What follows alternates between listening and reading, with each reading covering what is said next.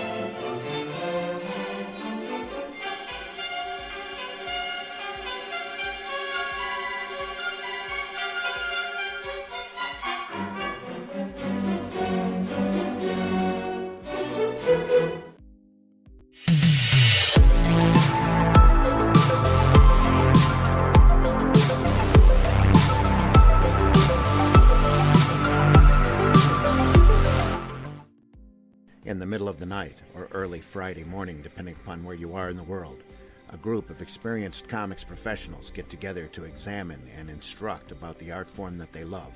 That's great comic artwork on Comics by Night, Fridays at 5 a.m. Eastern, here on the Indie Comics Network, indiecomicsnetwork.com. What was that? This is not a charade.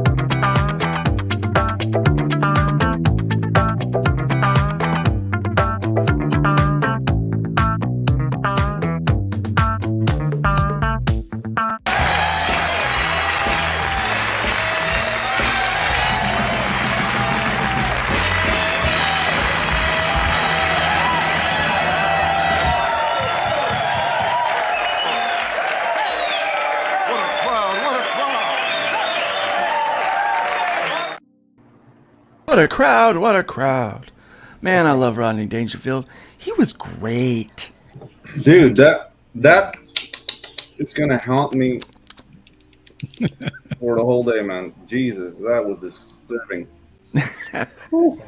It's tasty. Oh. That's good, guys. Yeah. Oh man, it's been a busy week around here.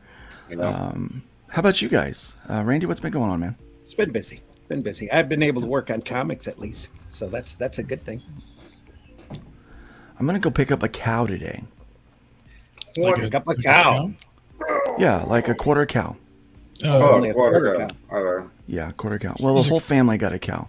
Those are the ones So, that say, uh, Yeah. Nice.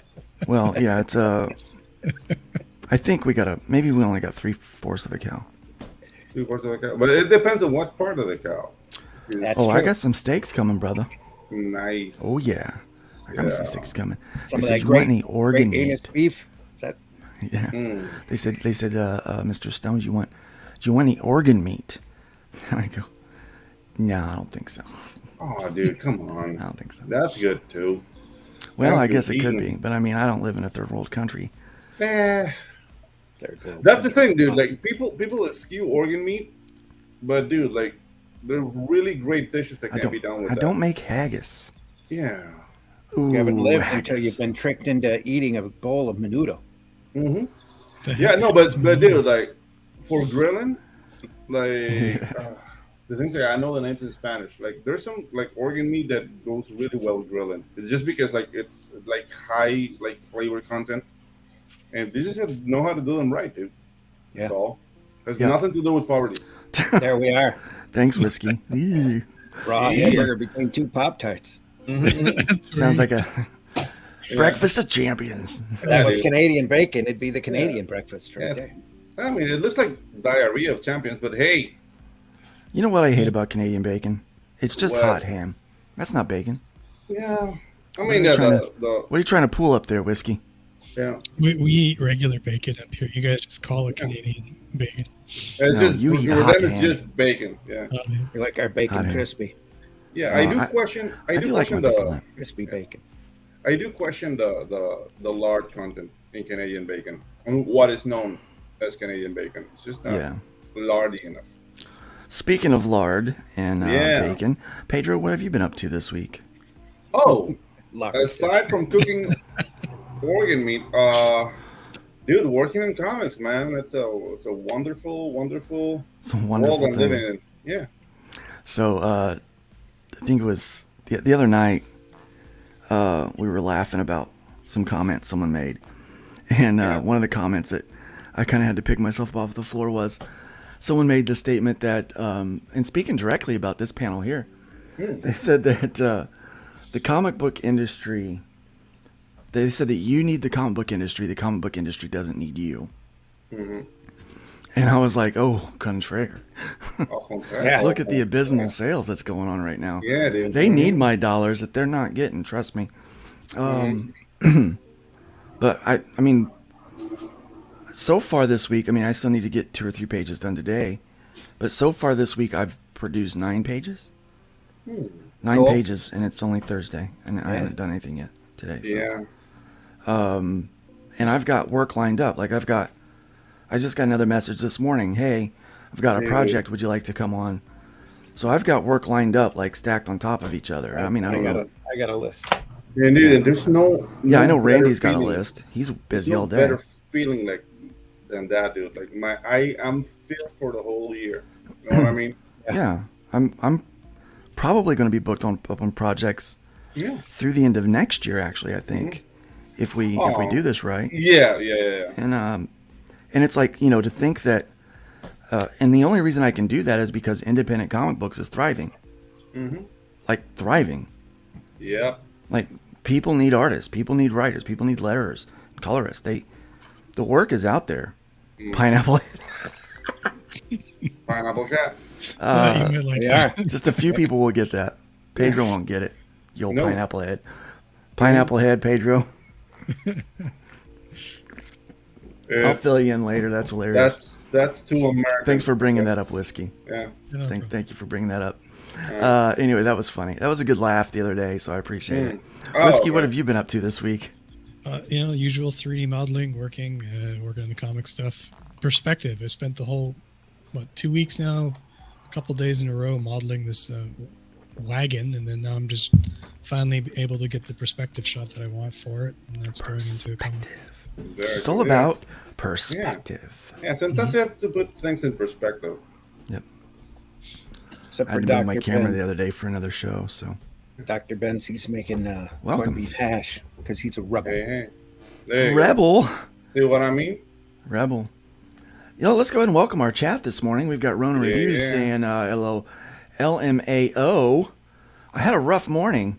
Just getting the coffee drip going now. Ooh, 7:52. That is a little bit late. Yeah. For the coffee to get dripping. We got Schism in the house. I have a great day at work. Absolutely. Hope you have a good day. John Apple's in the house. I'm in the top 3. Woo! Yes. Glenn Fleming is here as well. Here we go. Oh, Dr. no. Ben, I'm making hash. Welcome, Dr. Ben. We got Comic Book Black Belt. Russ Leach in the house. Good day, what's up, all. Russ? Cocaine. Yeah. What? Glenn is laughing at that one. Well, the bacon is the cocaine of the Uh, food world. We got Wilgeman in the house. Welcome. Good to have you here. Good morning. Good morning. Good morning. Let me see. Ooh, I just had a flash. It just flashed at me.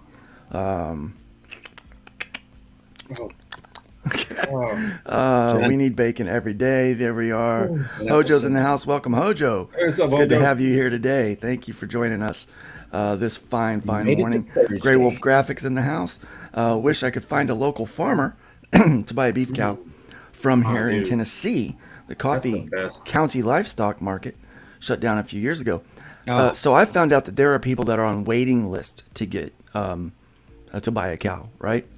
And we just kind of fell into it. Someone said, "Hey, you want to buy a quarter cow?" I said, "Yeah, I'll do that." So I go to pick it up today. I got So a I'm doing this freezer. afternoon. Yeah. nice. Yeah, we cleaned out the freezer and Yep. kept the cow. I gotta make the space. Glenn tells me to That never cow. eat haggis.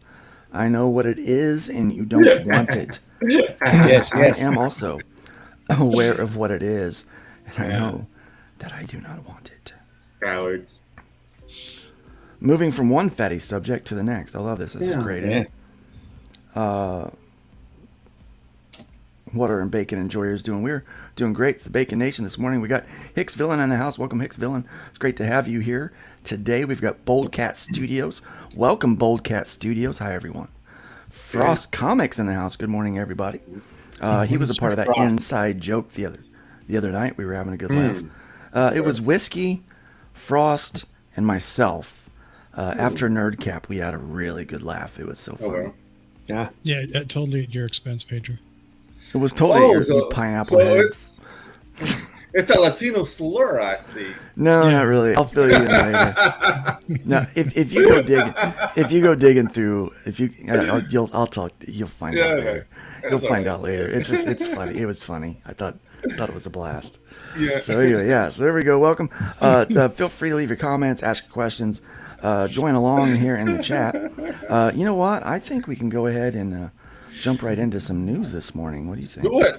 Before you do that, Chisholm says his first 2 messages were deleted when the stream was reset, I guess. Oh, crazy. I was first and second. See? Ronan was third. Yeah. guys He has the Stolen. Harry's chess. Stolen. I demand a recall. I totally ruin it for you. I'm always first. Yeah. Nobody else is here. That's what she said. I like how Glenn just likes to come in and just drop like the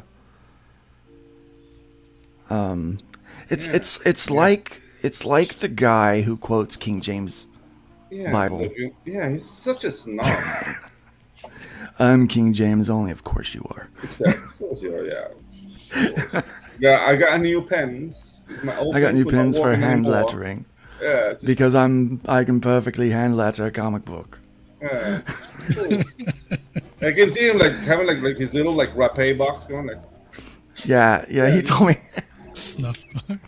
he told me the other day something about like you've got to concentrate and not make mistakes, and I go, that is not an option for me. Yeah, exactly. Concentrate. It doesn't happen here. It's not happening here. What do you think So, we are? all right, but we do have some cool news here going on. Check this out, guys. We got some cool news. Don't be mean. We don't have to be mean.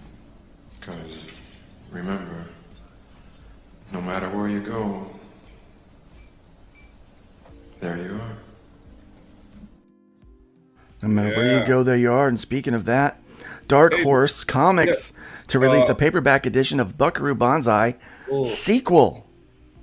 Luke, before we start on that, Will Jam has a really good question here. All right. That's a weird question.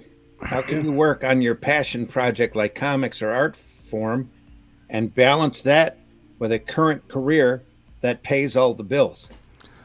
That is a good question, not a weird question. It's a good What a question. weird question. That would take up probably the entire show Yeah. to It answer could. that. Yeah, it could. It could. Get them So channeled together and yeah. I would give you a so obviously I was able to do it, but I had to. At some point I had to. First, set your goals. Say, if this is my goal, like if you want to do comic books for a career, if you want to make that your thing, then set goals. Yeah, Hojo's never sleep. Never sleep. If you I mean, just that's want one to, point. if you just want to make the comic book and pay the bills, do your normal job and do it as a hobby. Again, set goals. Set definable, reachable, attainable goals.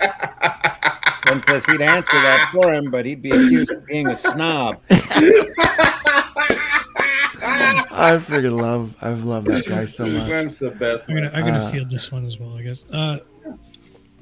Everybody's got 5 minutes, right? Everybody's got 5 minutes a day. Sometimes you might have to sacrifice your morning stretch. Sometimes you might have to, not watch something with the family. Sometimes you might have to just stay up an extra or a couple hours and then just get it done. If you are to sacrifice. Okay, that was going to be my point number 2. Set your definable goals, and then be ready to sacrifice things that are important to you, but not as important as your dream, because that's really what you're going to have to do. You're going to have to do that. If you want to make doing art your full-time gig, then you need to, again, sacrifice. And then at some point, you just have to stare fear in the face and tell it to F off. Yeah. Because fear will cripple you more than anything else. It will keep you from achieving the things you want to achieve more than anything else could Fear is the possibly mind ever killer. do. Yeah. And the Fear things is the mind like killer. an ego also plays a big portion, because I see it a lot. You're not a professional because you say you are or because you think you're good enough. You're a professional where people call you for stuff. Right, yeah. You know what I mean? So become good enough to the point that you start getting the calls, and then like that serious job, you know what I mean, Not this becomes one. relevant because you're making enough money to sustain yourself with your art. But it's a tough road because you have to get to a level where people want to work with you, Yeah. and Gotta get that's not good, only skill Get good. level. It's yeah. Well, it's I think not a lot of people, they make a mistake. They think that doing good work yeah. is the secret to, like, if I do good work, I should be viral. I should be famous. People should buy my book. People should hire me. No, doing good work is the price of admission. Like, that's how you get in. You do good work. And then once you've done good work, there's a whole hell of a lot more work to be done in promoting and working yourself through there. In addition to that, guys get working calls from home can help a I lot. get calls because I know Right, why I get because you calls, don't because have I'm to commute. cheap. And passive income. Never listen to unsolicited advice. Yeah. Yeah, good advice. Never listen to unsolicited advice. We're going to talk about that a bit today with mentoring. So we're talking about the Comic Big Brother program. So someone did a review of hybrids this week, Oh, cool. right? And they're doing in phases. They're doing each issue, but they're doing it from the graphic novels, from the trades that I put together. Okay. And they said something about book 1 that the art that I needed a mentor. You know, they said something about indie books, like you noticed that they they could benefit from having a mentor. You know, you could tell the ones that start out independently versus the ones that have gone into the mainstream first and they've worked alongside people and those kind of things, right? And I don't it got me- know if that applies. Yeah, I don't know if that that's true at applies, all. but Yeah. but it got me thinking about having mentors in the industry that can help you either not make certain mistakes, avoid certain pitfalls, or even increase your craft at a faster pace. And so I want to talk about that today a little bit. And I think that one of those things is that there's going to be a lot of people that are going to give you advice, that they're going to seek you out. And if someone's seeking you out as a newbie who has zero things to offer, they're probably wanting to exploit you. Yep. Most quality mentors aren't looking for mentees. They've got some already, right? Or they're busy. You have to go find them and then bug the crap out of them and basically just hang around. And before you know it, they're mentoring you. See, you're the one. I think almost you got to trick mentors in a way. You got to be like, hey, what's up? I'm just going to hang out here. And next thing you know, it's like that Fly on the wall. Yeah, it's like that's. It's like what's happened with Randy. Like, he didn't realize he was mentoring me. I just hung around and like bugged him until it was too late. Yeah, it's like, look, I learned something from you, Randy. He's like, oh shit, I didn't mean to teach you anything. Damn it. Always willing to teach people something, but I know. stay off of my coattails. I just had to make a joke at your expense. I'm sorry. That means I love you. That's okay. I can take it. Yeah. So anyway, something Randy loves. Sketchy. As soon as I saw this, I was like, oh my goodness. I can't believe it. I'm afraid they're going to mess it up for you, though. But. This is a paperback version of a hardback that was out a while ago from what the article says. All right, you want to read it for us? Yeah, Dark Horse has announced it'll publish a trade paperback edition of Buckaroo Banzai Against the World Crime League, et al., a compendium of evils, a prose sequel to the 84 sci-fi comedy, The Adventures of Buckaroo Banzai Across the Eighth Dimension. The novel is by E.M. Roche, the creator of Buckaroo Banzai and the screenwriter of the film. Dark Horse first published the 624-page novel as a hardcover. 624 pages. Man. As a hardcover in 2021, and now they are releasing it as a trade paperback with a 6x9 trim size and a manufacturer's suggested retail price of $19.99. That's a bargain. Yeah. It's a bargain, kids. That's a bargain. My Release gosh, date it's so cheap. It's May Man, that's 21st, 24 bookstores, and May 22nd, 2024 comic shops. The novel, narrated by Reno Kid, who was played by the guy who played Remo Williams, right? Yeah. No, different actor. Sorry. Follows the adventures. Oh, Reno Kid. That was the Jeff Goldblum character, wasn't it? Yes. I think so. Follows the adventures of physicist, neurosurgeon, test pilot, and entertainer Buckaroo Banzai as he fends off his nemesis. You heard it, kids. Dude, that movie's awesome. The great opening line in the movie is he's talking to Goldblum and he says, "Don't touch that. You don't know where it goes." So they're operating on a brain. Leader of the World Crime League, as well as the Lectroids from Planet 10. The Adventures of Buckaroo Banzai Across the Eighth Dimension was not a commercial success when it was first released. It's not. Although it has attained cult status since then. Roche wrote a prose novel adapting the film, which was published in '84 and reissued in 2001 when the film was released on DVD. Marvel Comics published a comics adaptation in 1984, and in 2026 through 2011, Moonstone published several Buckaroo Banzai comics with new stories written by Rausch C. New Buckaroo Banzai Flint series. Okay. In 2016, Kevin Smith announced a new television series based on the movie, but he withdrew from the project after learning that MGM was suing Rausch. Yeah. And the director of the film over the rights. See, Kevin Smith pulls out of Buckaroo Banzai. He said pulls out? He does. That's what she said. Man, I'll tell you what, a $20 price tag on that's not bad. But liquor, our prices have never been lower. It is a bargain. If I see that for $20, I'd probably pick it up It's just a to real have it. bargain. Just to see it's a It's a bargain. real bargain. But I mean, Kevin Smith pulled out from the project. Yeah. That's probably a good thing. Yeah, I mean, sometimes pulling out is a safety measure. You know, Well, it doesn't he always probably work. Figured out he couldn't make them all gay or something. Mm-hmm. So I don't know. that's why All he right, got so out of Distillery announces a new Green Hornet. project. This one's sure to make a lot of money.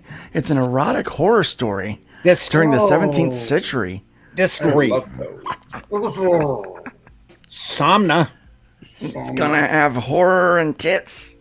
Horror and It's gonna have horror and horrors. By sometimes Becky Cloonan Yeah. and Tula Lute.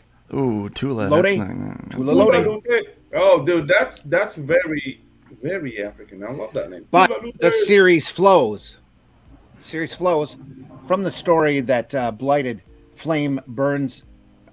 From the story, what blighted flame burns in thee. that just From rolls the right off end. the tongue, doesn't it? It does. Yeah. From you the, go. it's like, yeah. From the Oh, anthology, no. The Devil's Cut, and is written, drawn, and colored by both creators, who have been working on the story for over a decade. Set in a small decade. English village Oh, during the witch hunts. I had to I look at would've that word loved twice. living Of that- the 1600s, I would love living at that time. the story follows Ingrid, the The unhappy wife entertainment. of a fanatical witch hunter, as she investigates the murder of a town leader while herself being stalked by a shadowy but seductive figure.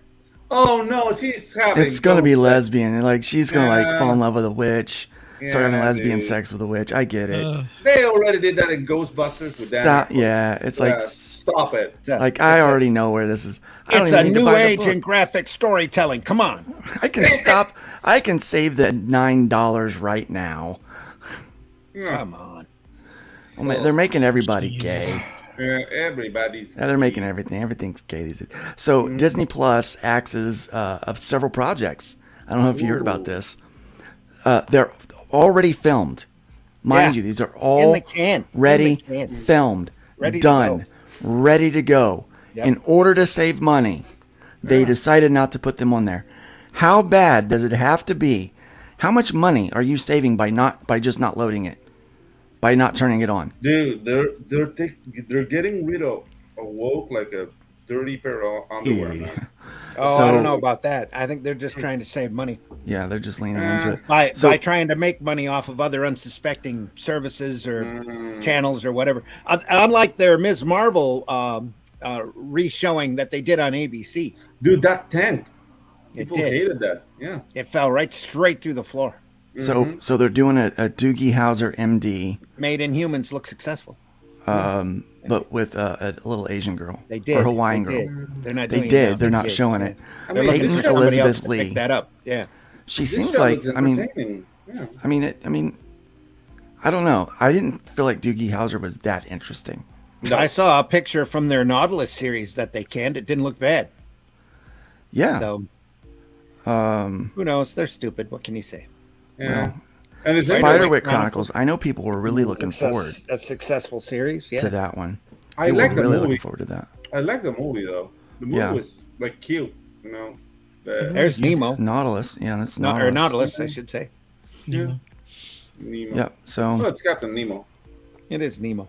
Disney, there's an article, I heard that they're actually talking about possibly selling off some of their park assets. What does that mean exactly? Like, Well, sincerely- they've got a I number sin- of different parks. Like, they've got water parks in Florida. Like, I could see them selling those off.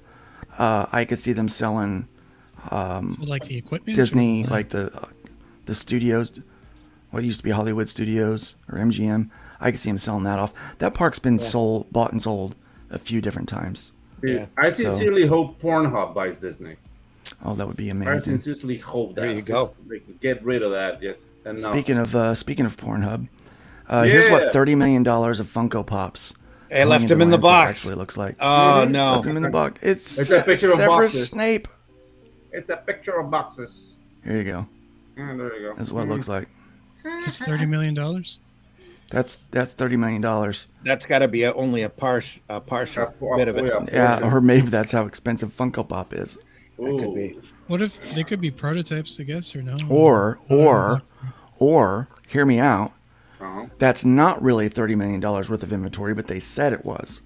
Probably. Oh, wait a minute. The whole $30,000 hammer. You're probably right there. You didn't pay $30,000 for a hammer. $1 million for a toilet, did you? Everybody gets the reference. It's just not funny. They should have put those through a wood chipper to make sure nobody's going to go out on into that place and scavenge them. Yeah. I'm sure Yeah, dude. somebody's going to do that. So you'll see a bunch of those on sale here at your local flea market in no time. That'll drag the value down on them. So apparently they tried to be quiet about it, but the guy that posted on Reddit was right place, right time, folks. They weren't too quiet. They announced it a couple months ago that they were dumping them. Yeah. Well, they had to announce that they were going to do it. That's like those ET Atari games that they went back to the garbage yard and dug back up because they were so valuable. Good times. Hang on one second. Atari, completely unrelated. Atari is bringing back a new system that allows you to use the cartridges again, or cartridges of old. They would bury that next to where they buried ET.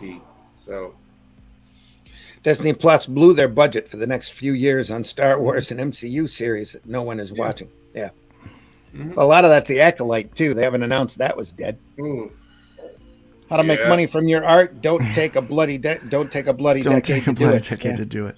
Welcome, Ken B. It's good to have Ken B in the house today. Ken B. 48 pages. How can it take you a decade to make it? I rolled up just at the right time.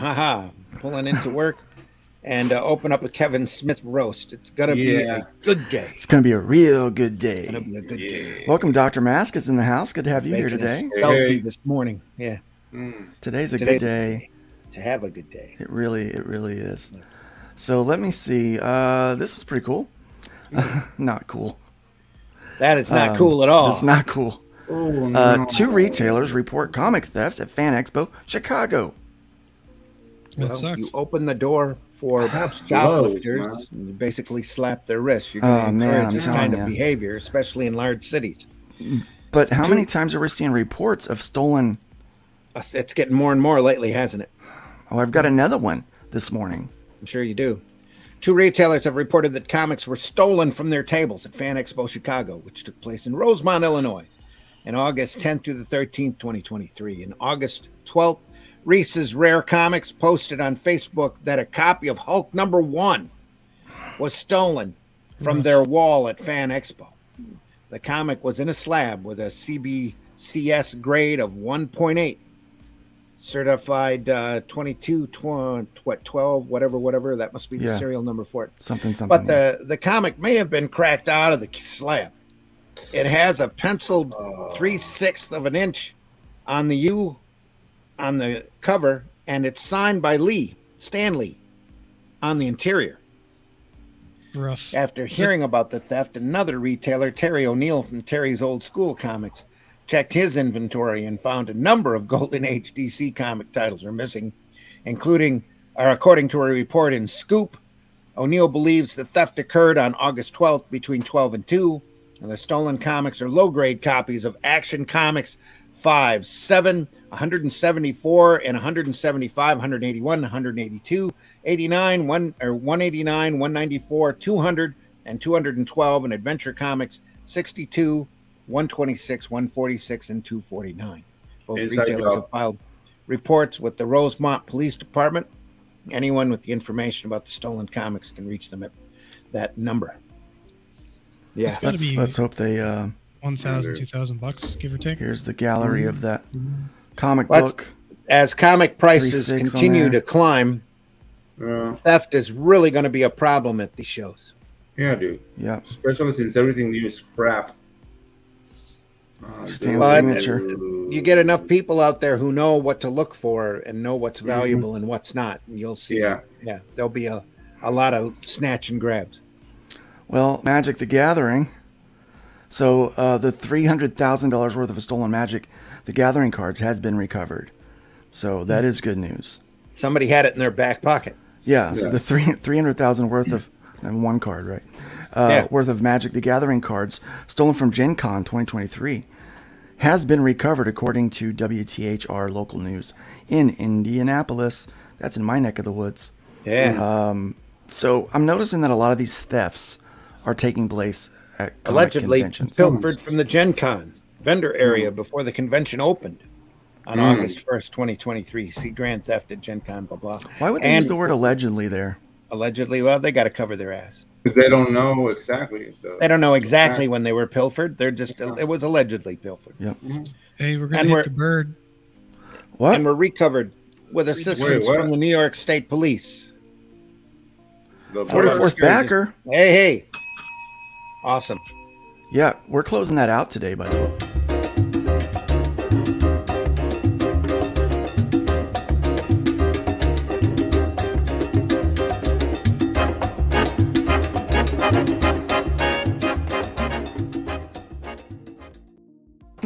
That campaign ends in a few hours. I was going to suggest a variant cover, but that's, neither we here can nor still do there. a variant cover. It's all up to you. Yeah, we can still do a variant cover. Yeah. And once it's done, we can open the project up for a 48 hours for a second chance. Oh, yeah. Just for that cover if people want it. Well, I haven't drawn it. So Anyway. Yeah, these cards were allegedly pilfered from the Gen Con vendor area before the convention opened on August 1st. Ooh, before it opens, it's an inside job. And were recovered with assistance from the New York State Police. The Indianapolis Metro Police Department also released a statement that they are no longer looking for the two persons of interest, Thomas Dunbar and Andrew Pearson Guy. Why are you naming them if they're... Yeah, exactly. Hey, by the way, these people, we thought they were pieces of crap, but turns out they're all right. Yeah, can't you sue for that? It's my bad, guys. Yeah, you probably could be, but maybe the information was already out there, and this is a way of clearing their names. But still, I don't know, man. It seems very they've been doesn't seem alleged anymore, does it? They have been in contact with their attorneys, and the Marion County Prosecutor's Office is expected to file charges. Mm-hmm. If I was, they've already lawyered up. Yeah, in other words, lawyer up. So Liam Neeson has an opinion, and I want to get your guys' take on this. Liam Neeson accuses Lucasfilm of diluting Star Wars with too much content. As a fan of Star Wars, I never thought that would be possible, but I kind of agree with Liam. Well, there's a difference between diluting Star Wars with too much content and diluting Star Wars with too much inferior, horribly done content. Ooh, bingo. Ring the bell for yourself there, brother. Yeah. Dude, I mean, it's not diluting Star Wars. They're smearing the wall with Star Wars feces. Yes. It's bad. That's pretty much the way to describe it. Bad. It's like they took a good thing, right? And they're like, we're going to make 1,000 billion cookies, right? Yeah. Which would be great if it was a cookie, but it's just a shit cookie. Yeah, it's captured. Well, the thing is, when they bought Lucasfilm, when they bought Marvel, they bought them intentionally in order to balance out in order to counter program the properties that they already have that they haven't quite touched since, and in fact have shat all over them as well, which is all the princesses. They bought these properties because they were boy brands, in order to balance out against their legion of princesses that they had. And then they automatically tried to turn those brands into girl brands, which ain't going to make them any money. Well, what they're doing now is they're turning the princesses to girl bosses, and they're turning all of the boy properties into girl bosses. Yeah. It's like they're just one note. That's all they've got. I have no problem with girl bosses. I've got a couple in hybrids that we've got in there. Yeah. But you know what? There's nothing wrong with falling in love. There's nothing wrong with a woman wanting to find a man to live happily ever after with. There's nothing wrong with a boy, with a guy just wanting to beat up the bad guy. Let's just have a good old fashioned slugfest and beat up the bad guy. It's okay. Yeah. It's okay to be a boy. It's okay to be a girl. Yeah, there's nothing wrong with falling in love and losing your house. There's nothing wrong with that. No, you're right. Yeah. Oh, there you go. Sorry. But when you bring... I am never going to financially recover from this. So when you bring you on can writers tell- that boast they haven't seen the material and are proud that they haven't been exposed to it, there's a problem. Yeah. Right. You're not asking for money. You're just standing on soapboxes. Yeah. So And being you can tell a annoying. good love story. Like it's entirely possible to tell a good love story, geared towards women or the family or whatever, or both sexes. Princess Bride is a great example. Women love that Yeah. story, right? Lord of the Yep. Rings. Women love that story. There's Oh, romance yeah. all through the whole damn thing. But there is a way to screw it up. But that's the Sure thing. is. Like in Lord of the They Rings, sure have found it. women can identify like I'm Arwen or I'm the other elf chick. In Star Yeah. Wars, The elf chick. yeah, They the were other elf always chick. Princess Leia. Yeah, nobody's a dwarf. You know what I mean? Nobody is a dwarf in Lord of the Rings. Yeah. I love the dwarfs. Me too, man. But that's how you sell fantasy to women. They're They my all want to friggin' be favorite. elves. Like, they're so elegant and beautiful. They're my favorite. And they never. Yeah, part. Hicksvillain has it right. Liam heard that they were letting people survive being impaled by lightsabers, and he's Yeah. mad. Yeah. Oh, dude, that would be mad too. Yeah, Liam dies like a chump, and Osaka they got they're fine now. Dude. They're like 2 seconds later, they're fine now. She was a cartoon character, though. They just Looney Tuned her. Looney Tunes. The whole thing is Looney Tunes. Yeah. I'll tell Put you, a hole in them that you can see through. It's okay. it's like every time I watch this stuff, I hear like the do do do do do do do. Yeah, do. exactly. Now look, so part of me, the libertarian in me, part of me sees a giant corporation and wants it to fail, like burn to the ground, But then the decent person in me says, there's so many people that work at these parks and that are just creative people that wanted to work in this for that company their whole life, and these executives are screwing it up, and they're going to be unemployed, and that sucks, and they can't do anything to stop what these jackwagons are doing, and so I feel bad, and then I feel happy, and it's like this really weird bittersweetness, because I don't like seeing these corporations run our lives, and try to tell us what Do you we want should be to entertained hear by. do you want to hear the Latin American in me? Sure. That's what you get for trusting a corporation to have your back. Grow up. That's You're what an you artist. get. Yeah. Your skills are not disappearing. The company is. You can still do what you do. It's just going to be a little bit harder, and it's not going to have mouse ears. It's not the end of the world. It's the same thing in the corporate comic business. People grow up wanting to work for Marvel and DC, and the time they get to level up, they realize that those characters aren't the same characters that they wanted to write or draw true. in the first place. Dude, They're they not own it. there anymore. They're gone. They own it, and they're doing whatever they want to do to them. All right. So I'm They've going to done make us. They've been covered in poop. Hojo's joke here. I want to. Liam made the same movie like 7 times in a row. Yeah, good point. Yeah. Next is a multiverse crossover with him, Keanu Reeves, Jason Statham, and Denzel Washington called Taken by Transporting While Equalizing John Wick. But let's Yeah, be honest, isn't that all of those incredible? movies are the exact same thing, right? Yeah, exactly. But they're all incredibly successful. Yeah. Just, Might dude, as well like, include Die Hard in that too. Yeah, dude. Yes. Like, people don't want to accept that we're still kids and we want the kids jingle on our face. You know, we want a big explosion. We want somebody kicking the crap out of somebody else. We have a pizza and a drink, and we're happy. That's all. Yeah.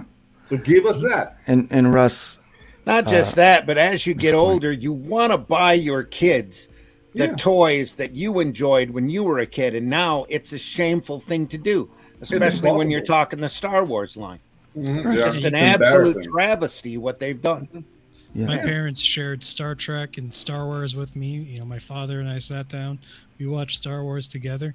There is no way that I'm going to show the new stuff to any kids in my house. Well, look, I've shared those things with my kids, but they're not going to be able to share them with theirs, which that's the sad part. But yeah, and the only thing worse than being upset about it is just not caring anymore at all. Yeah, and that's where I'm at. We're making our own stuff. We're doing our own things. I don't watch. The only thing I've been watching on streaming lately is I get into true crime stuff, and I'm watching a lot of it right now because it as kind of like research for a story that I'm working on, and so I've just been watching a lot of that, and trying to get in the mind of these weirdos. And I don't know, you know, man. and That things. that kind of freaks me out because the last 3 girls I've gone out with, they're all into those serial killer shows, and Everybody it is, makes me man. a little bit nervous, man. It's like, Oh man, what? it is the most popular genre. They've got conventions like true crime conventions and stuff. Dude, that's People are we obsessed with this stuff. Yeah. Well, I think because we're so desensitized to murder and loss of life, Yeah, like we don't Wasn't it- understand how important that is. The Absolutely. Dexter Unless show. it happens to a dog. It's If it crazy happens to a popular. dog, everybody's up in arms. But if it happens to people, it's like, whatever. Yeah. What did he do? You know, like, You What was remember that, the Whiskey? Dexter show or the Dexter show, whatever it's called? Like he's Yeah. a serial killer working for the cops that solves crimes and then murders Yeah. murderers. That went through the roof. You know, it's Yeah. like how many times can you stack the genre on top of itself? Well, I think we do fantasize about death a lot, and not Yeah. our own death, but the death of others and the death of people that we don't like. And I feel like sometimes the most, I guess, publicly moral people, the ones that try to really present their morality higher than others, you know, the ones that, you know, try to Virtue be the signalers? police. Yeah, the virtue signalers. I find that they are probably more hateful than Oh, yeah. than the people that are just outright like, I don't like you. You know, it's like, but there tends to be a lack of compassion towards life. I mean, when we're willing to kill babies the way we are, when we're willing to push an agenda and give puberty blockers to kids that quite honestly, you know, we have enough information now from other countries and even here in our own country, listening to kids they've gone through and said that, you know, it's jacked me up for life, and no one cares. No one cares. Like no compassion. As long as the money flows. Yeah, so it doesn't surprise me at all that people are obsessed with death, with serial killing and true crime and stuff like that. Think about zombie films, right? Your zombie films, zombie video games are crazy popular because it's safe massacre in a sense. Safe right? to It's maim, okay to yeah. kill a bunch of zombies. You know, This isn't the true crime stuff really isn't new though. It's just encroached onto the more popular media. I mean, it's on TV and cable now, where before they used to sell true crime magazines and Crime Does Not Pay comics in the millions. But I also think that the approach to the true crime is different now. People are now starting to idolize the killers instead of, like, I've always been into true crime stuff, but it's been about how did they catch them? Like, what was the psychology behind what they did, but how did they catch them? Yeah, they're watching know. CSI for pointers. Yeah, how did you stop it? You know, that was the... well, the age of Murder She Wrote and Murder She Gumbo or Wrote. whatever, That's it's also over. Like, part of that. Yeah. Yeah, Angela but, like, Lansbury. now we're in the age of Dexter and the murderers, murdering, catching murderers to kill Yeah, murderers. the murderer is the hero. Yeah. Yeah. Ugh. Oh. Yeah, Frost makes a point, you know, the corporate propaganda, but the microtransactions, oh my gosh. Won't It buy is, their it is disgusting, these microtransactions that these Not games and all these yeah. corporations Yeah, are doing. dude. That's exploiting like the gambling addiction thing. Yep. That microtransaction Well, thing. So, well, they told us Yeah. that you didn't have to buy cable anymore. Yeah. That if you can cut the cord and save money. I did the math. I'm paying more now than I ever did for cable. Yep. Because, well, in order for me to have this, I've got to have this little package here, which is $19 a month. It was And, a good deal. It was a good deal when it was only Netflix. All right, yeah, when it was only the Yeah. one and everyone worked together for that one thing. Yeah, But dude. the studios realized how much money they were losing, which is part of what one of the No, but the thing is, things like, we were looking they weren't losing money, Lou. It was a bigger pie. You know what I mean? Now it's so many services. The pie is Yeah. going to get smaller because people are not going to be able to afford it. It's just like greedy. Yeah, like I'm getting ready to short-sighted. cancel a couple of things because, Yeah. well, my wife wants to watch football, right? Now we don't have cable anymore. So the only way to get cable, to be able to watch that, is to buy the Sunday ticket. And the only way to get the Sunday ticket for us is to have YouTube TV. Yeah. Ooh, It's like $400 yeah. just to be able to watch football because we can't get our Jags games here locally. Might as well just play football at that point or go to a local match. Yeah, that $400. crazy. Yeah, like It's crazy.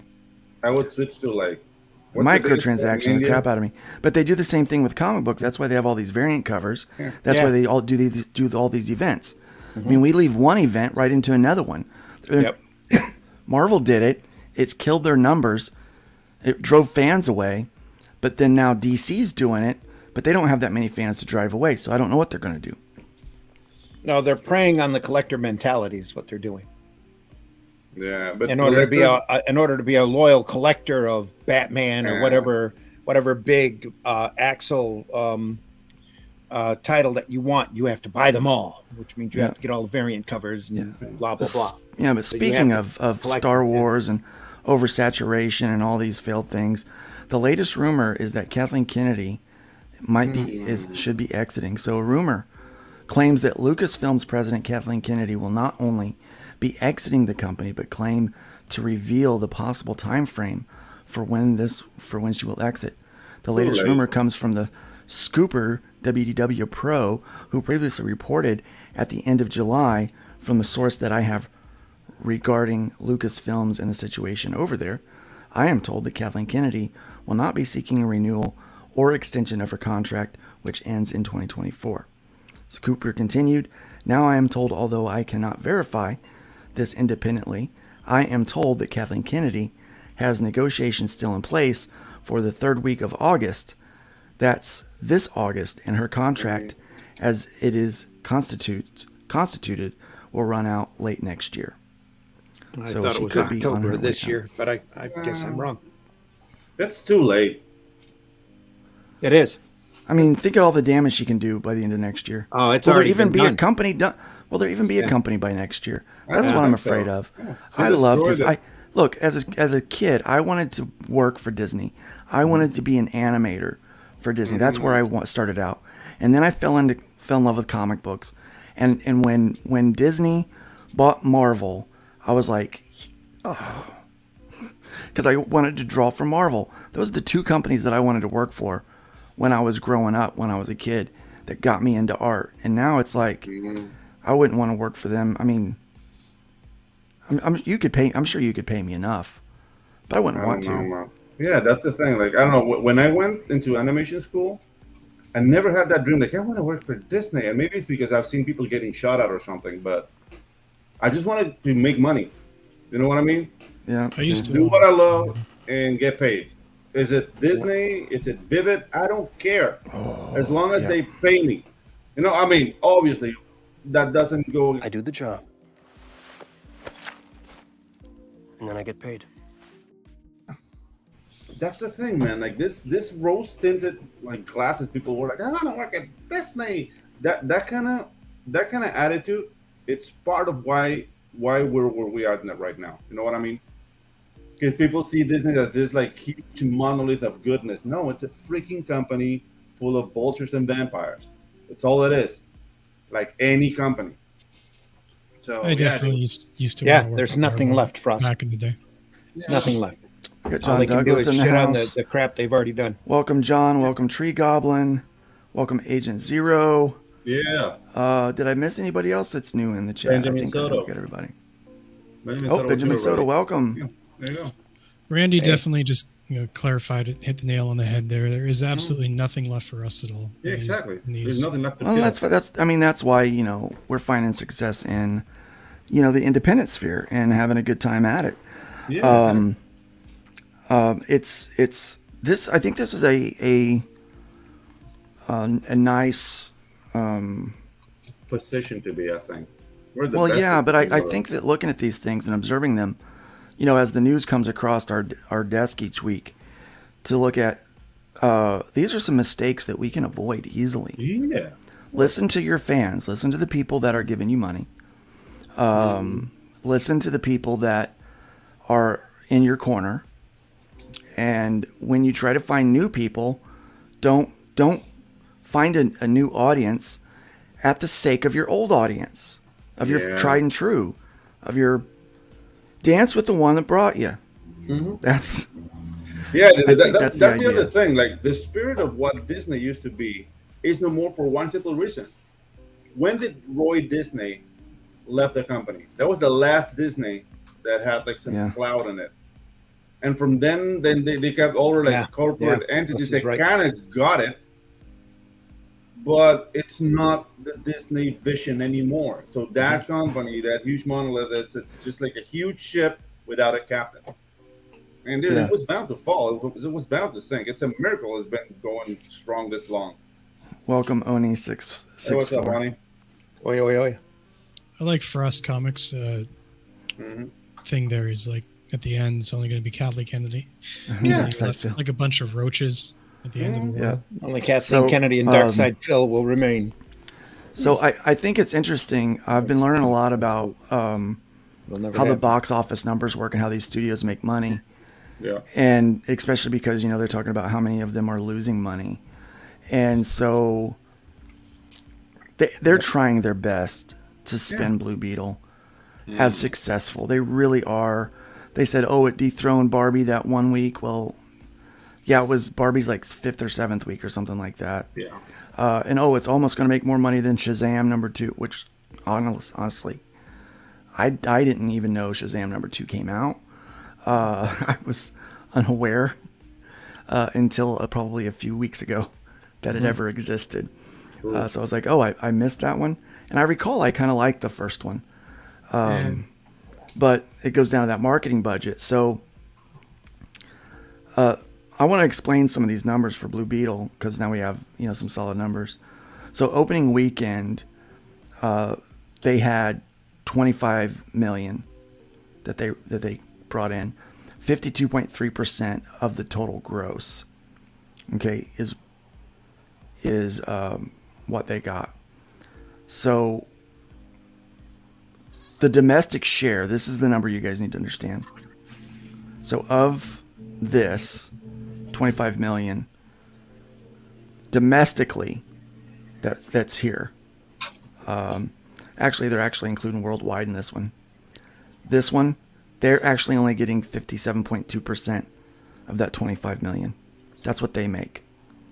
So the studio made 57% off of this, right? The budget was $120 million. That's how much it cost to make the movie. That does not include marketing. So the marketing is usually 100 to 200 million. It normally would be, let's cut the difference and say they did 100. Let's just give the low end because of the strikes that they only did $100 million for that. So that would make this $220 million that they needed to generate just to break even. Yeah, and if you're only getting 57% of the box office, then that means that you need to make $400 million on that movie, a little over $400 million, to break even. Yeah. That is not happening with this movie. That is not happening with this movie. They have made $47 million. Or wait, I think we have there's no new number updated.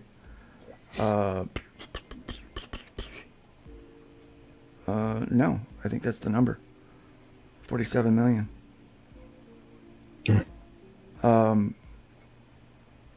They're a tenth of the way. Oh no, there. 83 million. 83 million. There you go. They're at a 20th of the way there. 83 million. This is a tremendous flop. And you know why? They took a character like Blue Beetle, and rather than focus on the character of Blue Beetle and him being a hero and having powers, and just consequently he was Hispanic, they made the entire movie. They said they were making a movie for Hispanic people, for Latinx. I didn't feel that. And I don't know how many people are Latin that don't want the X on there, right? Mm-hmm. How many people that, like, when you tell me that this movie is all about life as a Hispanic person, it's not really about the superpower so much. The real hero of the film is the family members. it's not, that doesn't relate to me. Like I'm interested in this character. Now, if it was, hey, we made a comedy that's all about what it's like to be in a Latin family, I'm going to watch that. But I'm not going to watch a superhero movie that it's all what it's like to be about, you know. I don't know. I mean, not that I'm not trying to be mean. I'm seeing another reason why this movie flopped. Recently, college grad Jaime Reyes, Jimmy Reyes. Jimmy, it's your fault. Hold on, guys. You flopped this movie. Hold on, guys. There you are.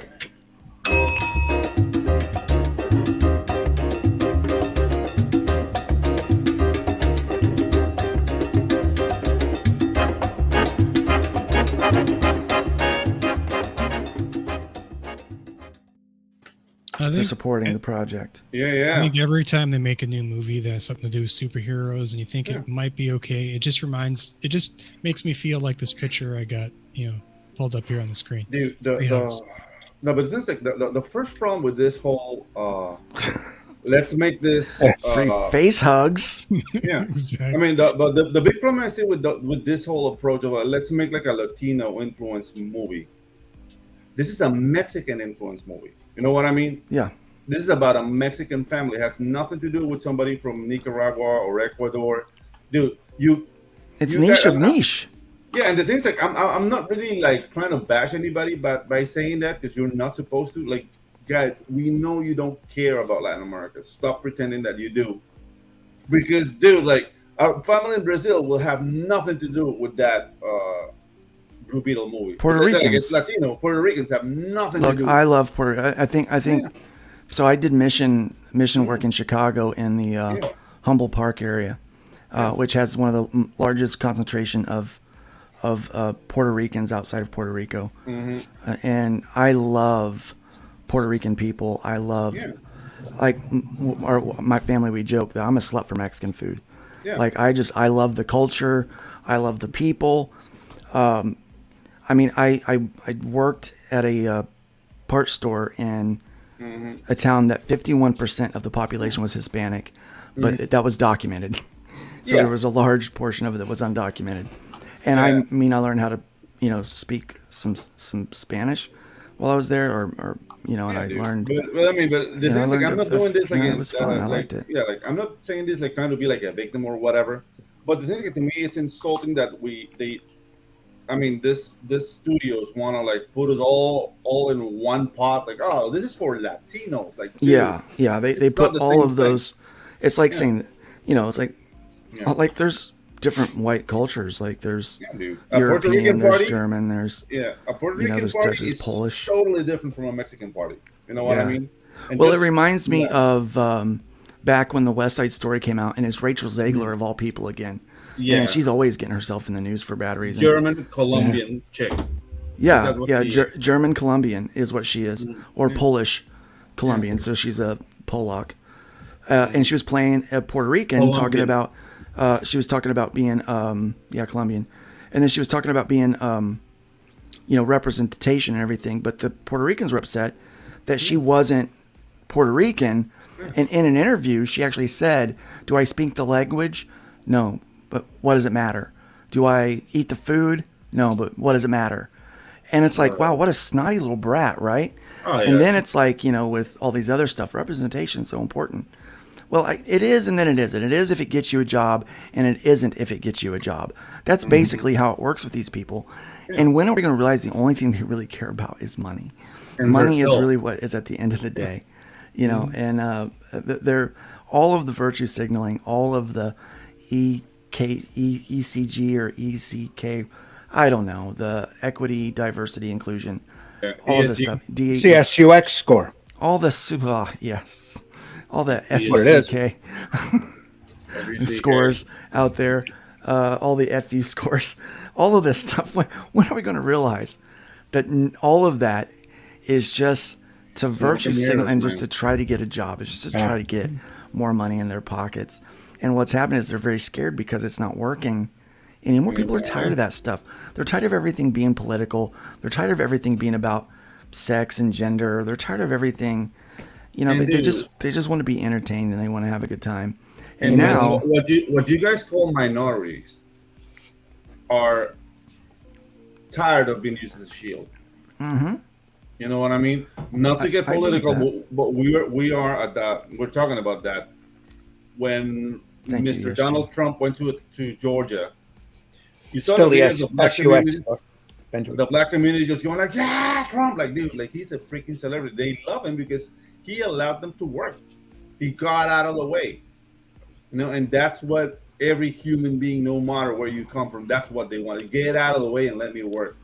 Yeah, we are so divided right now, and I mean, Yeah, even it's stupid. even the amount of people that just hate for no reason, right? Like, I mean, trust me, I'll give you a reason to hate me if you really want me to.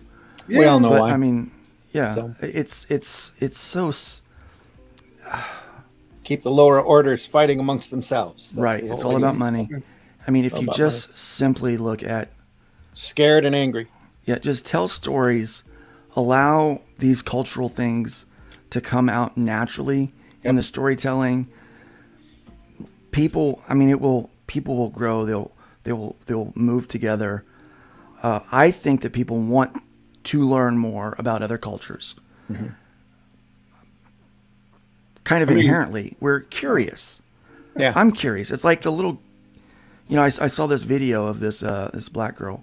She was talking about when she grew up, like she was told that when they point out that your hair is different or whatever, that's racist. They don't and then she realized that no, like they just wanted to touch my hair because they were curious. They had this curiosity about them. They hadn't seen hair like mine. They didn't know how it felt or how to how I took care of it, things like that. And it was when all you see are black faces, a white face will look weird, and it's new. Yep. It's like when you go to a mission trip in a foreign country and they're like, ooh, this is a white guy.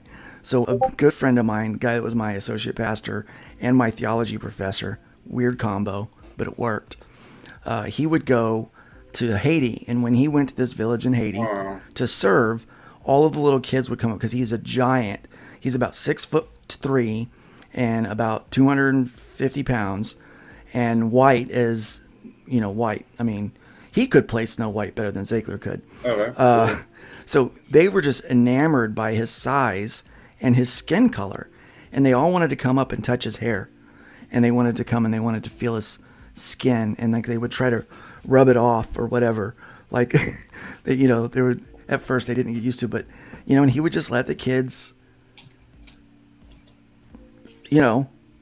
feel the hair, look at the skin, and then he would answer questions and stuff like that, and they just had there's just a natural curiosity when you see something that is not typical to what you typically see in your home or your village or your city or your town, and I think that fear is what causes the bigotry and hatred.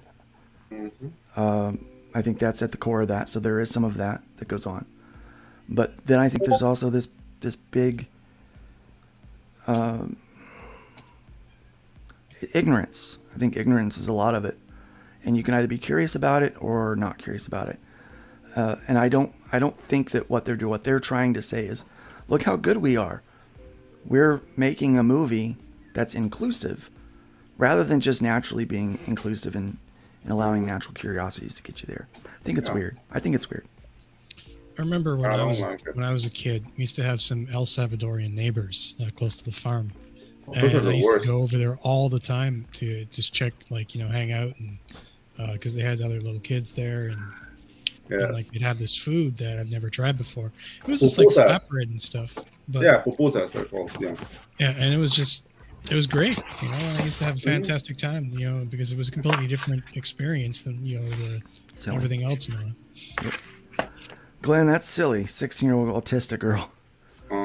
Because you look like my lesbian Sad. grandmother. Oh yeah, that's a sad story. That's a sad story. Yeah, I heard about Sad that. story, yeah. Welcome, B.A. Turner. Welcome, Bristolian What's up, Dave. BA? Good to have you here. Hey, Bristolian. Hey. Someone said UK and I arrive. Yeah, here you are. Yeah, There you are. So here's what's going on with Disney. We mentioned the other day that one of their... Before we start, I just want to know what's going on with that plunger in Mickey's hand. Ooh. That doesn't look right at all. Who knows? Nope. I know. I'm just saying. Sorry. Dude, even the animation He's style red-faced and he's on a toilet. the shaking the animation plunger at the style cat. is insulting to me, man. Yeah. Oh, Yeah. no. So this is more than one shareholder, one investor now, and this is now investors plural, shareholders plural. So no, now this there's a group of people now that have a And filed a lawsuit. And honestly, this is about 18 months overdue. Dude, but really right is. now, this is blood on the water, baby. Yeah. Yeah. Coming for them So, hard. 63-page claim was filed by Stourbridge Investment LLC on behalf of a number of Disney shareholders in the Walt Disney Company. It accuses the Walt Disney Company and its executives of violating the Exchange Act violating the Exchange Act, breaches of fiduciary duty, Fiduciary. inside trading and misappropriation of information, unjust enrichment, and waste of corporate assets. Oh, dude. Some of these are criminal accusations, man. This is not like Yeah, a civil Chupek got a lawsuit. parachute. Iger got a parachute when he left, and then he came back. Mm-hmm. So this analyst says, he explains, so we've seen the other lawsuits like the TSG lawsuit, which, that one is a different one, which talks about Disney Plus, which talks about the shift to streaming and their loss of revenue from their breach of contract. But it's that element that is in there within that lawsuit, and as well as within the previous pension fund lawsuit talking about this kind of funny accounting. Yeah. So there's another, so this would be like the third lawsuit, I guess. This kind of Hollywood accounting that's going on with shifting costs from Disney Plus to legacy media, so that it's one of the big allegations here. And when they do that, when they make those allegations, they say this damaged shareholders, he continued. So this, a shareholder lawsuit, it's a little bit different than TSG, because TSG has a financier, or was a financier, was a business partner. This is actually shareholders who are actually suing on behalf of the company itself, because they are saying, hey, look, you as a board, as the leaders, as a CEO, had a duty to Disney. So they're suing actually, technically, on behalf of not just the shareholders themselves, but on behalf of the company, saying you have damaged the company by hiding the losses in your public statements, in your press release, in your earnings callings. So this is what I was talking about earlier, where I don't like these corporate overlords, but I also feel bad for these other people that just work there, right? Yeah. Well, this is the company suing. These people are saying, look, you're screwing us, and enough's enough. Yeah. And I, for one, hope that they get some justification. And this funny accounting, I hope it stops the funny accounting in Hollywood, and I hope it puts some people on blast. We know that there's corruption there. We know that there's corruption in our government. I know that we're not going to get any legal recourse in our government. I mean, unless it's Trump, they're going to try their best to get that guy in jail. But forget Hunter Biden, forget any of this other stuff that's going on. None of this stuff. Nobody is going to let the Epstein Island's client list out. Oh yeah, that's they're going to cover that up because they're all guilty, right? Mm-hmm. I just want to see some justice at some point, right? I think that's what all I want. Just a little bit of justice here or there would be nice. Timeline's getting real dark. Yeah, it is. So I don't know if you follow this, but Netflix is doing a One Piece live action. Yeah. I don't know that it needed it, but I guess they're following the source material pretty closely.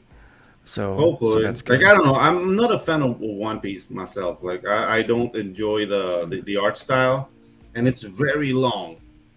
It's very long. It's very long. But so I guess if you're a fan of this, I want let everybody know that you should be able to expect that it's going to be pretty darn close to the source material. Mm-hmm. The writer of One Piece said that there were some changes that were being made. Oh no! So there are some deviations for the live action, but they're going to try to respect the fan base as much as they can. Okay. Here's also in manga news. There are Manga. Black Cover mangaka What? Yuki Tabata Black confirms Clover. series Black Clover. I'm sorry. Clover, yeah. Will Black move Clover. from weekly Shonen Jump to Shonen Jump Giga to offset the increasing demand of the schedule for a weekly serialization. Yeah, dude. So there's a demand for more. Somebody More fell behind on manga. their deadline, or what? They're stepping it up. No, the fans No, are, dude, the they're- deadlines in Japan are insane. It's like they want are. weekly results. It's So here's what's neat about this. So these are publications, and the creators create their own stuff and submit it to these, and then they get chosen to be a part of that, and then they have to keep up with the publication demand. So it's like if Arrow Comics would say, "Hey, we're going to do this magazine, and you're going to tell." It's like you're telling your story, and instead of you making an individual book, you're just a part of our big book here, Shonen Jump, right? Yeah. Or we call it the Arrow Quiver, or we call it the. Sounds gay. Quiver is such a goofy word. Yeah. And then or the we call it whatever. We call it the something. the bundle of sticks. And we say, so you've got your property, we want them in this publication, but we're releasing every month. So you've got to have 8 pages done every month to put in the book, or you got to have 6 pages or 10 pages or whatever.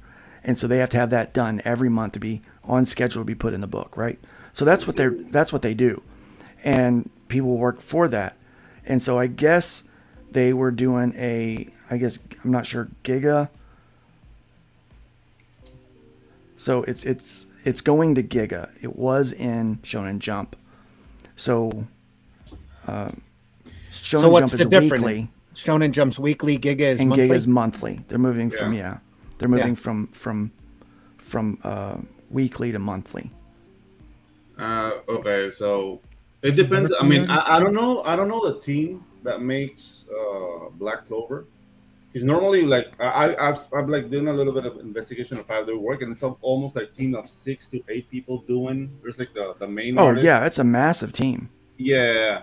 to get it all done. Mm-hmm. Yep. You got your main artist Your and main writer, artist? usually the same person, so that they can get it done. They go in and throw down all the letters and stuff. They do it fast, and that's why they use Clip Studio. That's why Clip Studio has all the tools that it has Yeah. to get it done fast. And then they'll send it off to someone to get all the toning and stuff like that done, or maybe they might have a letterer, but Yeah. so it's all done in the same program. They're all sharing it. It's quite a process. Endeavor. Yeah. And again, these people are basically what we are as independents that get put into this magazine that is mainstream to them, right? Yeah. And we keep trying to, capture whatever manga's doing, and that's winning. But dude, like it's so simple. Like they own their characters. Yeah. Shonen Jump has a huge book. They put all these stories. They make a bunch of money. The artist is paid well. That's why it's successful. And Yeah. people like I Well, want to yeah. replicate that with Spider-Man. Like, dude, The you story don't own owners paid Spider-Man. well. Yeah, exactly. How They're they treat not their team afraid is of depend. boobs. Yeah. Not I mean, afraid the of story boobs. obviously the story owners paid well. That's true. That there's also like an exploitative element to it if you were like just starting. But normally, what happens is that the people in those teams, they pay their dues working for a guy, and then they come with their own stuff because it's incentivated in Japan. That's why you What's have so the- much product. What's the largest consumer of for would the you hope so? last 50 years? What was the largest consumer base of Hear more comics? shit grammar. Yeah. Randy, can you answer that question? The what now? But what was the largest consumer base for comics for the last 50 years? The Young last men? 50 years? Yeah, young men. Everything has shifted within the last 20 years. 20 years. But back in the 70s, 80s, and 90s, the demographic was 25, 55, mostly male, mostly white. Okay, so And that was at the point they were selling the most comics. And that's at the point where they were selling, the most corporate comics. Yeah. Yep. It's shifted and shattered now. There's all sorts of different demographics in all sorts of different areas. Manga has a specific demographic, more or less, that they're aiming at. Scholastic has a completely younger, skewed demographic. That actually, there's 2 demographics that they're aiming at. One that Dav Pilkey is hitting, and one that Raina Telgemeier is the leader in. Marvel and DC, who knows where they're at? I don't think they have a demographic currently at the moment. Most everything crowdfunded though is hitting that old demographic. That's why they're making the money that they're making. Mm-hmm. Yeah. You see the occasional diversion from that, but for the most part, everybody knows you put a boob book on the green site, you're going to make X amount of money. Yeah. Yep. You just can't chase off the Beavis and Butthead mentality from the industry. It's always going to be a part of it. Mm-hmm. Yep. Because of the way everybody was programmed since the 50s. It's business, you know. I mean, it is, yeah. But there's room. Manga showed everybody that there's room for correct diversity and inclusion, not this forced CEG or SCG mess. ESG. There's room. SUX actually.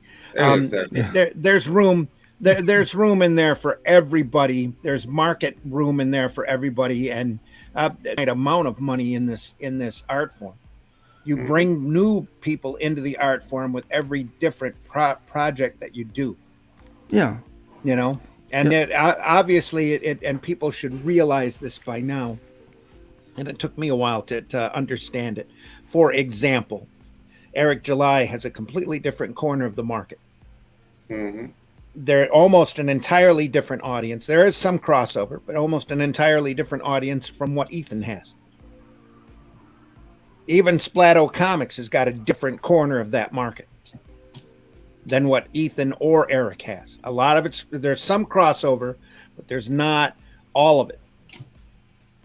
Brian Pulido has a completely different corner of the market. Wow. With a completely different ad base. Folks that buy Lady Death are not the people that are buying Cyber Frog, are not the people buying, for the most part, Isom. Isom's selling to a lot of folks. Right, yeah, especially right now. But that kind of makes sense, doesn't it, Randy? It's the fact. Yeah. The fact that this market is growing, there's no bottom to it. It's just the amount of readers and the amount of marketing, the amount of eyes that you can get onto the product that's going to move it.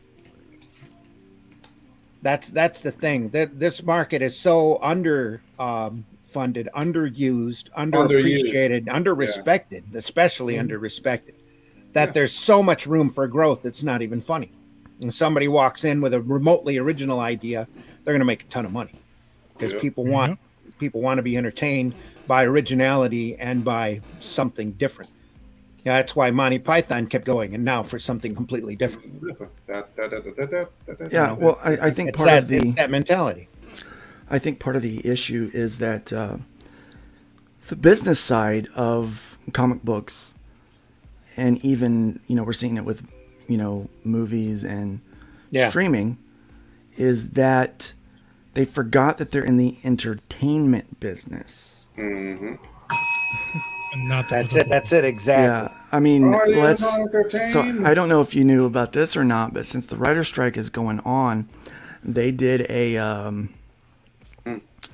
these 5 different late night talk show hosts are doing a podcast. Oh yeah, and collectively, I mean, they have millions of followers on Twitter, but the show itself is like hardly nobody follows it, and their viewership, like no one's saying that they want this, right? It's like they're not. Late night talk show used to be such a fun thing to watch. Here's a Zoom call nobody asked for. Here's a Zoom call nobody asked for. But that's what's going on. Like it's just more. You got like 6,000 people all together.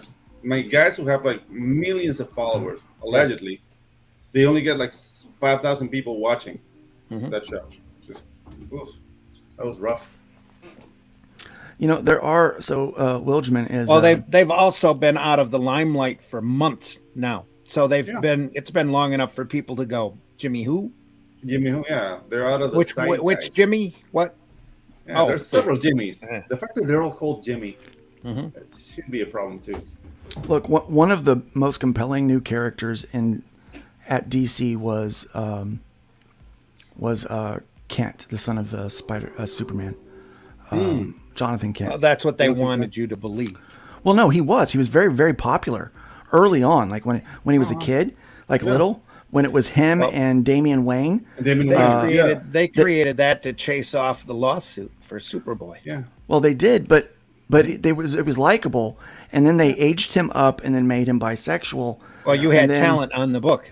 Yeah, and then then and then the book turned into being a coming of age story for this bi kid instead of about a superhero's son. It just was so weird. It was so weird. It turned it became Super Cheeks. Yeah, just Super yeah. Cheeks. Alternate is going to be doing a campaign on my comic. So before the show, I asked for a prompt from Whiskey. Yeah, I did have to redo it. I had to reduce the prompt. You know, there's a horror movie opening this weekend about a killer sloth. What? This is how bad or how desperate people are to be entertained. There's a horror movie coming out this weekend about a killer sloth. So everything is in bullet time, or he just moves slow and kills things. You know, it's called Slaughterhouse. Oh, you silly, simple bastard. You think I'm joking? No, it's. I hope you're joking. No, I believe it. We got a new name in the chat today. Welcome, Ant Comics. Anta Comics. Is that Anti? Anta Comics. Anta Comics. Like you ante up your bet. Because it looks like a poker chip. Yeah. Mm-hmm. Welcome. Bores you to death. I mean, welcome. Yeah, moves real slow. Ante Comics. Anti. Like anti. Welcome to the Bacon Nation. We're having fun here. So before the show, I asked for a prompt, and Whiskey gave me one about an aircraft carrier being attacked by futuristic soldiers. And I decided that I wanted to do this in a classic Japanese style manga. All right. Yep. And so I don't know. So guys, all right. So first off, Kickstarter is now asking campaign runners, managers, if they're using AI. They have to confirm if it's AI or no AI. Yeah. Right? Because this stuff is real. So here, I want to show you. So the prompt was that I just have to put back in aircraft carrier being attacked by futuristic soldiers. And I wanted to do this in a Japanese style manga. And this program, this website, will make you a comic book page. Wow. Will make you a comic book page that you can print off that you can save and export as a PDF. Let's say, for instance, we wanted that in a American Modern. Let's see what American Modern would look like. It takes a minute. Even the lettering. Well, it doesn't really do the lettering, but there's another website that they've cracked the code on how to do lettering.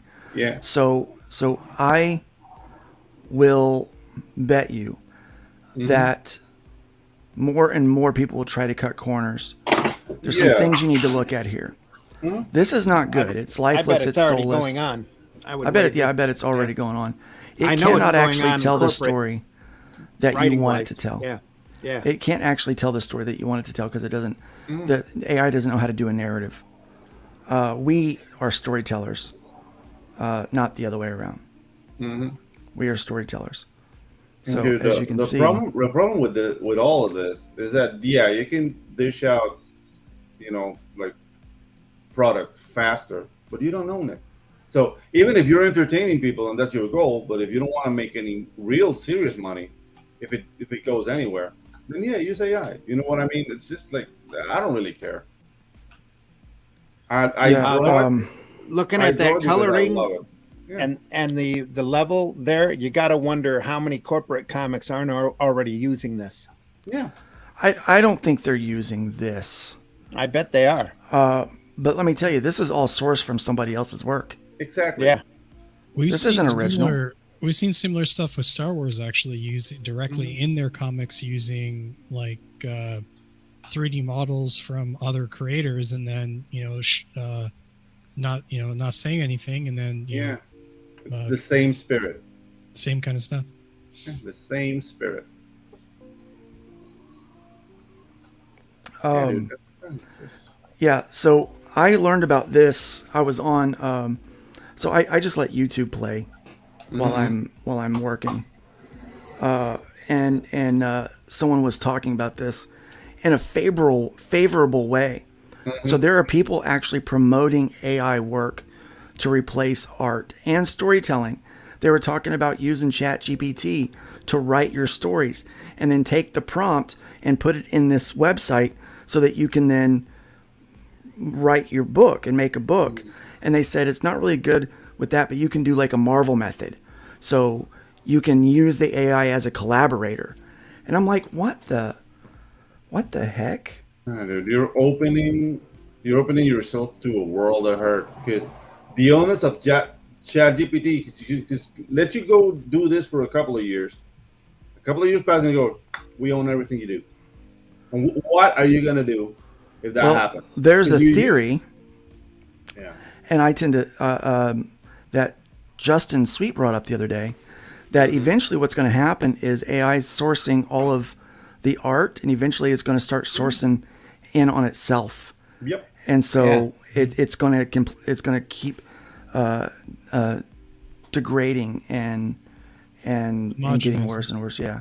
Dude, like We already there's see this that saying, with like art. when things are free, you are the product, and this is exactly what's happening here. Well, look, it can't draw hands. Nope. I mean, it still can't draw hands. It can draw Hands are feet better than Liefeld. I'm joking. He's gotten better at feet. Yeah. I can't do design worth But it. yeah, it can't do composition. And Oh, it can't yeah, do dude. design. Like, look, this is that looks futuristic, but there's nothing discernible or definable about its Dude. designs whatsoever. Yeah. So that's what we need to look for. If you're seeing anything that looks a little off, it's because it is, guys. It's fake. Okay. Yeah. And it's going to lack consistency. But people are going to start trying to pass off real work, real art, Yeah. like this. That's what they're going to try to say. They're going to, and I'm not mad about AI.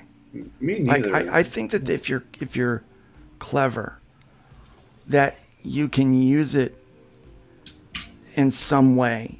It can be a tool. I'm not sure how yet. I'm trying to figure that out. How can it be a tool that I can harness and be powerful for me and still be the creative force behind it? Dude. I'm not sure. It's not going anywhere, right? No. So it's a matter of adapt or die. I don't want to be like these people that were like, well, if Diamond goes, it's Diamond or nothing else, and be one of those people that die. I don't want to be like, oh, well, we're publishing digitally now, so it's PDFs and it's, Tapas and it's it's drive through RPG and stuff like that. Yeah. I don't want to be that guy that dies because I see a new tool and I'm afraid of it. Yeah. You know? Okay, I'm not afraid of AI. I see a trap. That's the thing. Yeah. It's not that the tool itself, like, dude, whatever. Wacom tablets are tools. The Yeah. software we use are tools. But in AI, what I see, it's a trap because it's using everybody's art to make this. You know what I mean? I don't see this being a viable replacement for a human being. No. It can't be. It can't be. Because I heard somewhere like people are calling it AI, but it's actually intelligence simulation. Intelligence simulation. And It's here's not really a thought. I bring this Right. up because here's why I think this is happening, right? I think there are so many new people that want to get into comic books because they're fans of it.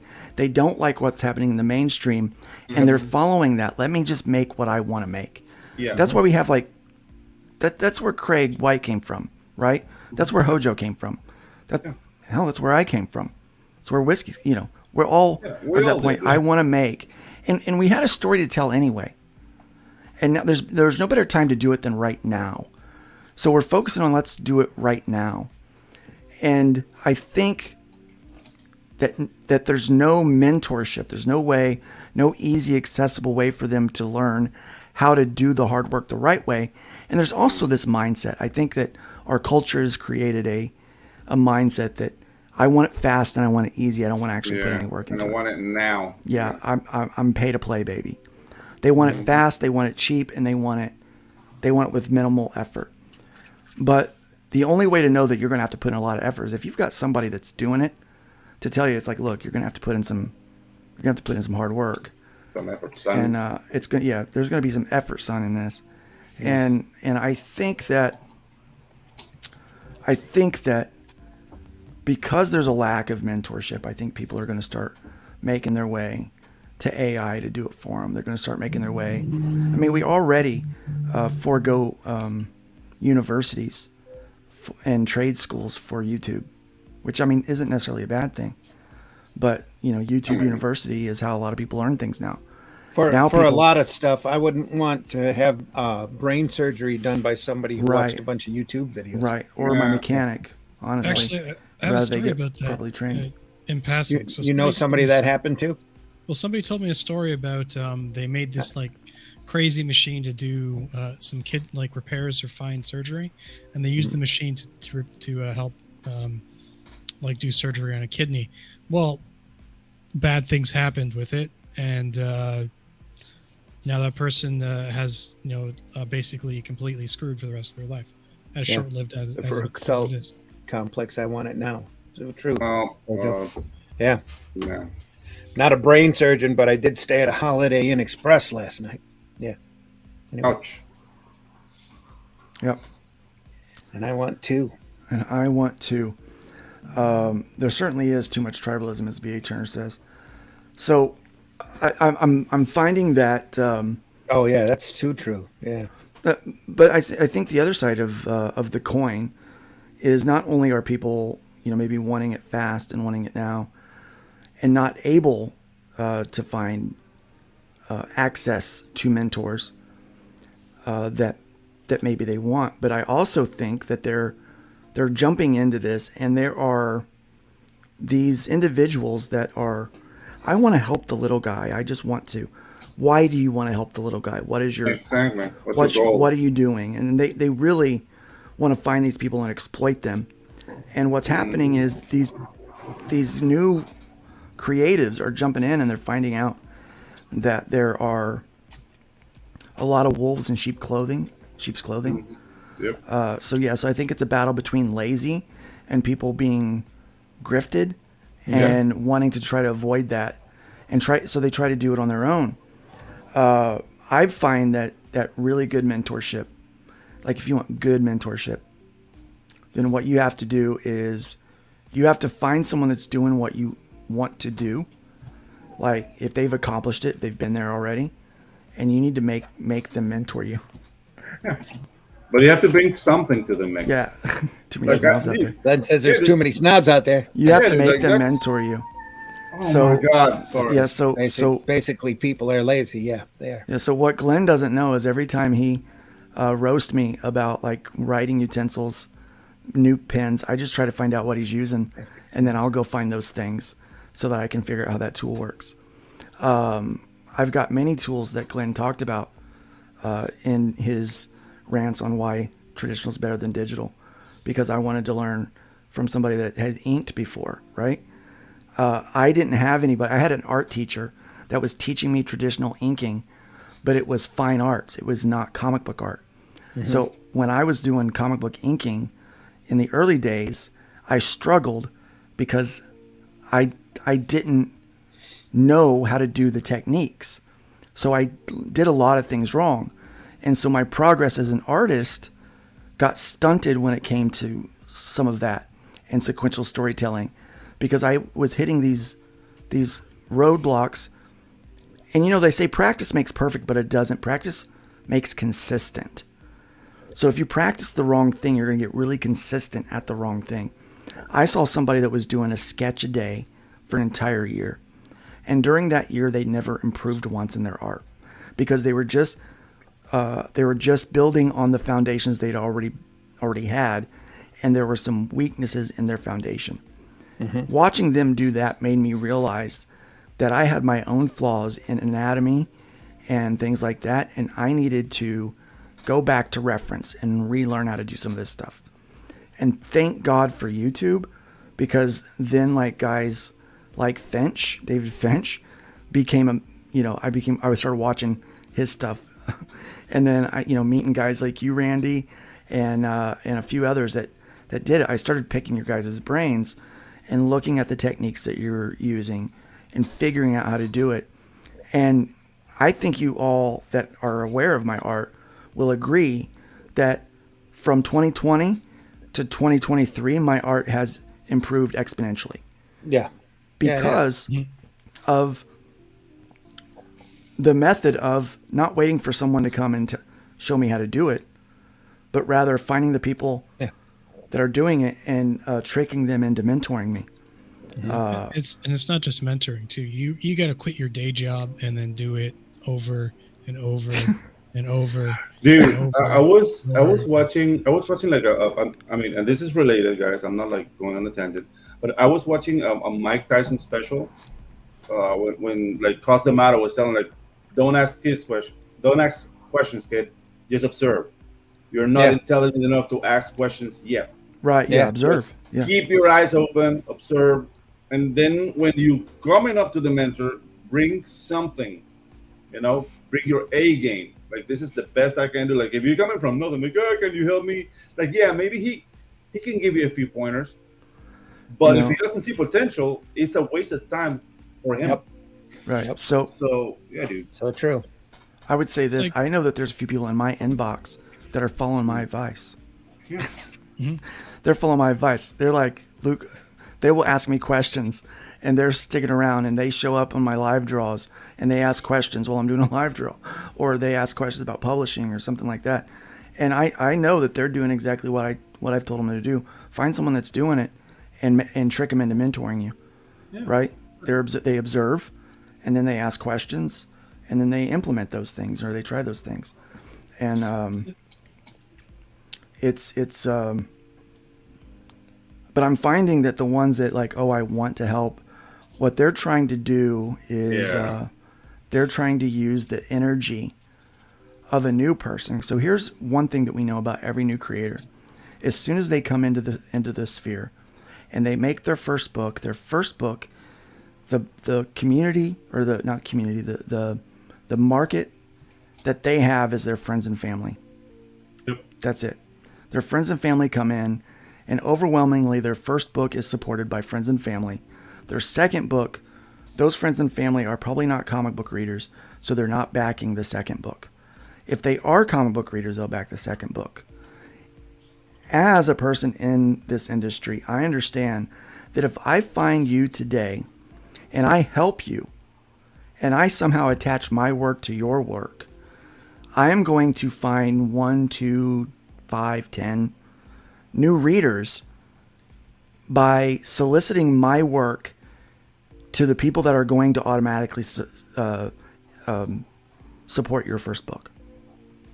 So if I just go around and help everyone on their first books to sell I could sell my book and I can create a pretty large audience just by exploiting the work of new creators. I could do that. I don't think that's fair because it's taking and never giving back. Yeah. Most good mentors, I find, they don't really want to help anyone. They are very reluctant because they're pretty busy doing what they're doing. Yeah. And most artists are curmudgeons, man. They are, and they're they're temperamental. They're pissed salty. off all the time. They're salty. And even writers, I find writers get that way. Writers are a different lot because they have more time on their hands than artists, so they get into more internet battles. It's funny to watch them. They're the ones out there causing the drama. If you see an artist that's causing drama, if you see an artist out there causing drama on X, you're like, you should probably be a little busier. He's between jobs. He's between probably jobs. Be a lot busier. Yeah. Yeah, you probably. Hating ain't creating. But it's funny. John Apple being an asshole is part of my charm. For some people it is. I mean, you know, like I know that you know, these artists are going to be a little curmudgeon and a little bit of an a-hole, you know, at times. But I think that you can learn something from every person out there that's doing it and making money at it. That's at a professional level. Yeah, Even that's right, if Glenn. they suck, you can still learn something from them. That's I think right, you man. can Don't get snobby. I think you And can learn snobby, from yeah. some people, but like if you equate this to music, if you're gonna play in a band, ideally you want to be the worst player in that band, so you can learn something about it. Oh, okay. I get it. I don't know. I'm full of ego when it comes down to band. Because I mean, I grew up in the '80s, so it was all like the era of head cutting. Like, who's the best guitar player? See it, Ken. So when I'm in a band, it's all about me, baby. Not really. Yeah, no, but I do think you can learn something from everybody, even the idiots. Mm-hmm. You can learn what not to do. It could be I'm learning what not to do, right? Yeah. And every bad experience, bad encounter that I've had in the comic book industry. Welcome, Dr. Ben. Welcome. I think you were here earlier. He's back. Yeah. I find that I've learned from those as well. Like the School of Hard Knocks is real. Yeah. But I think we're in an era that I think some of us that are reluctant to mentor should open ourselves up to it more. Mm-hmm. Because if we don't, we're going to drive people to AI, and we're going to drive people to these, fast, the fast, easy solution. And the ones that are going to go that way anyway, let them go there, let them fail, let them do their thing, right? But I do think that we need to, the ones that want to do it right, that respect the craft, respect the art form, respect sequential storytelling and this medium of comics, that respect comics. But dude, like I don't know, like I feel this fear that AI is gonna allow a lot of people who are not artists to come into the sphere and sell. Like, I'm ready for the competition, man. You know what I mean? Like, you shouldn't be afraid of that. That they're gonna do that. They're not gonna own their books. That's the only thing. I'm more afraid of the fact that they're not really gonna own their books. More so that they come into the sphere and sell and make like $5 figures or 6 figures. It's like, dude. Well, you can't get these AI models. You can't get these AI models to do boobs the way that you want. Yeah, exactly. You still need someone like me or Boob Dan to get it done. That's so important. Right? So Hojo is a drummer. Mm-hmm. Okay, I got a couple jokes for you guys. Number one, do you know how to get a bass player off your porch? Pay for the pizza. Nice. I told that joke to my bass player friend. Nice. And he just stared at me. We had just met, right? Yeah. He was at church. We were at church. He came in. It was his week he was going to play. So the first week he's there, we're playing. And I dropped that joke on him. And he just stared at me. He stared daggers at you. And I'm like, what, you don't think it's funny? He goes, I work for Pizza Hut. I'm like, delivering pizzas? He goes, yeah. I go, Wow. That made it even better. Yeah. Yeah, I was like, it's funny because it's true. Yeah. Here's another one for you. Bass and be inaudible. You guys seen the Hallmark movie script made by AI? I'm sure it fits all the other Hallmark movies. I have, yes. I wouldn't notice. I think I wouldn't notice. Yeah, it's funny. It's really like we laugh at this stuff. But so here's another one. You know that your stage is level? Uh-huh. Drool is coming out of both sides of the drummer's mouth. That's how you know it's level. Nice. Wow. Boo. AI cannot do boobs or hands. AI fail. Yeah. Yeah, bad. So far. And boo. So far, they'll figure it out. I got boo. Yeah. Boo. Yeah. Boo. Boo this Welcome, man. John Celestri. It's good to have you here. Yeah. My experience as a pro is that That too many newbies can't take criticism from an older artist. Oh, yeah. They've been here from their mom and dad. Man, let me talk about that for a second. 2 bells. So there are a lot of people that do not respect, and I was talking about this, I don't know if it was Tuesday night or if I were talking about this, if it was during one of my live draws, that I know people that are in this space and they want to be a publisher. They're basically like road traffic. They're like, hey, they're putting up their orange cones and saying, look at me, follow my path or whatever. And they don't want to, they look at kind of the old road that people have traveled in anyone that's gone down that old road, and they don't respect them. One individual in particular, I was like, yeah, I think I'm gonna work with Randy. It was like, oh, he's bitter and he doesn't know anything and he thinks the industry is failing and he hates it. And how can you do anything in the industry that you hate? Like, if you hate the industry, how can you be successful? And I was like, well, a couple things. I said, number one, he's got experience. And the industry's not your friend. It's like saying government is going to save you. It's like saying that stripper that she really does like you. Kid Comics will break your heart. Remember that? Right. That was a Kirby quote. Yeah, if you look at all of these quotes from people that have done it for a while, they will tell you that the industry will eat you up and it will chew you up and spit you out. And so you have to understand that going into it, that that it is a business, and it's not that not everyone's in it for the love of the art form.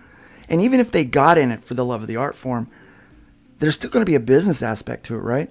So listening to them and learning the tricks of the old trade and knowing where you came from and seeing how you can apply that to where you're at and avoid the same pitfalls is so important. So why ignore the wisdom from a guy like Randy or Glenn or I'm going to put you in the same place think what there, you just said, but Russ. I think what you just said demonstrates the difference between community and industry. This community perception is a misconception of what the business is and how the industry should run. And these guys get together and they talk back and forth, and suddenly, I'm a bitter old man instead of a person who absolutely loves this art form. Yeah. And I love it enough to be able to point at it and say it's wrong, and they're wrong. Their conceptions about what they're doing are wrong. The community shouldn't be like that. We should be an industry where we're sitting there trading tips, pointing out the positives more than the negatives, and getting work done. That's the big thing about this business.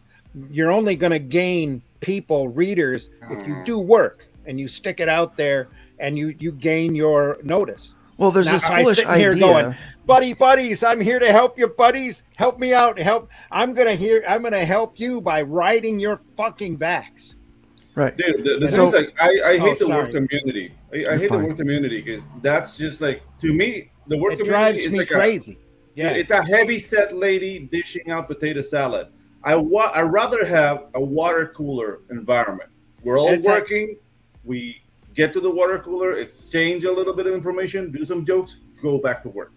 It's that stagnant mindset too, that everything has to be a certain way. You have to do equal. It's like, who is it? Stephanie Phillips asking everybody to write comic scripts in this exact same format because that's what the AI program kicks it out like.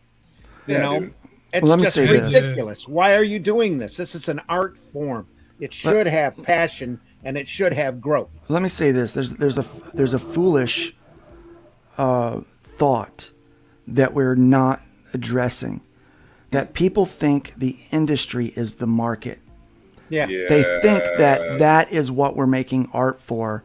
Right. That Marvel and DC and that Diamond, that is the market, and they don't understand that is not. The industry is what provides the product for the market. Yes. You can create your own industry without playing the game of the corporations.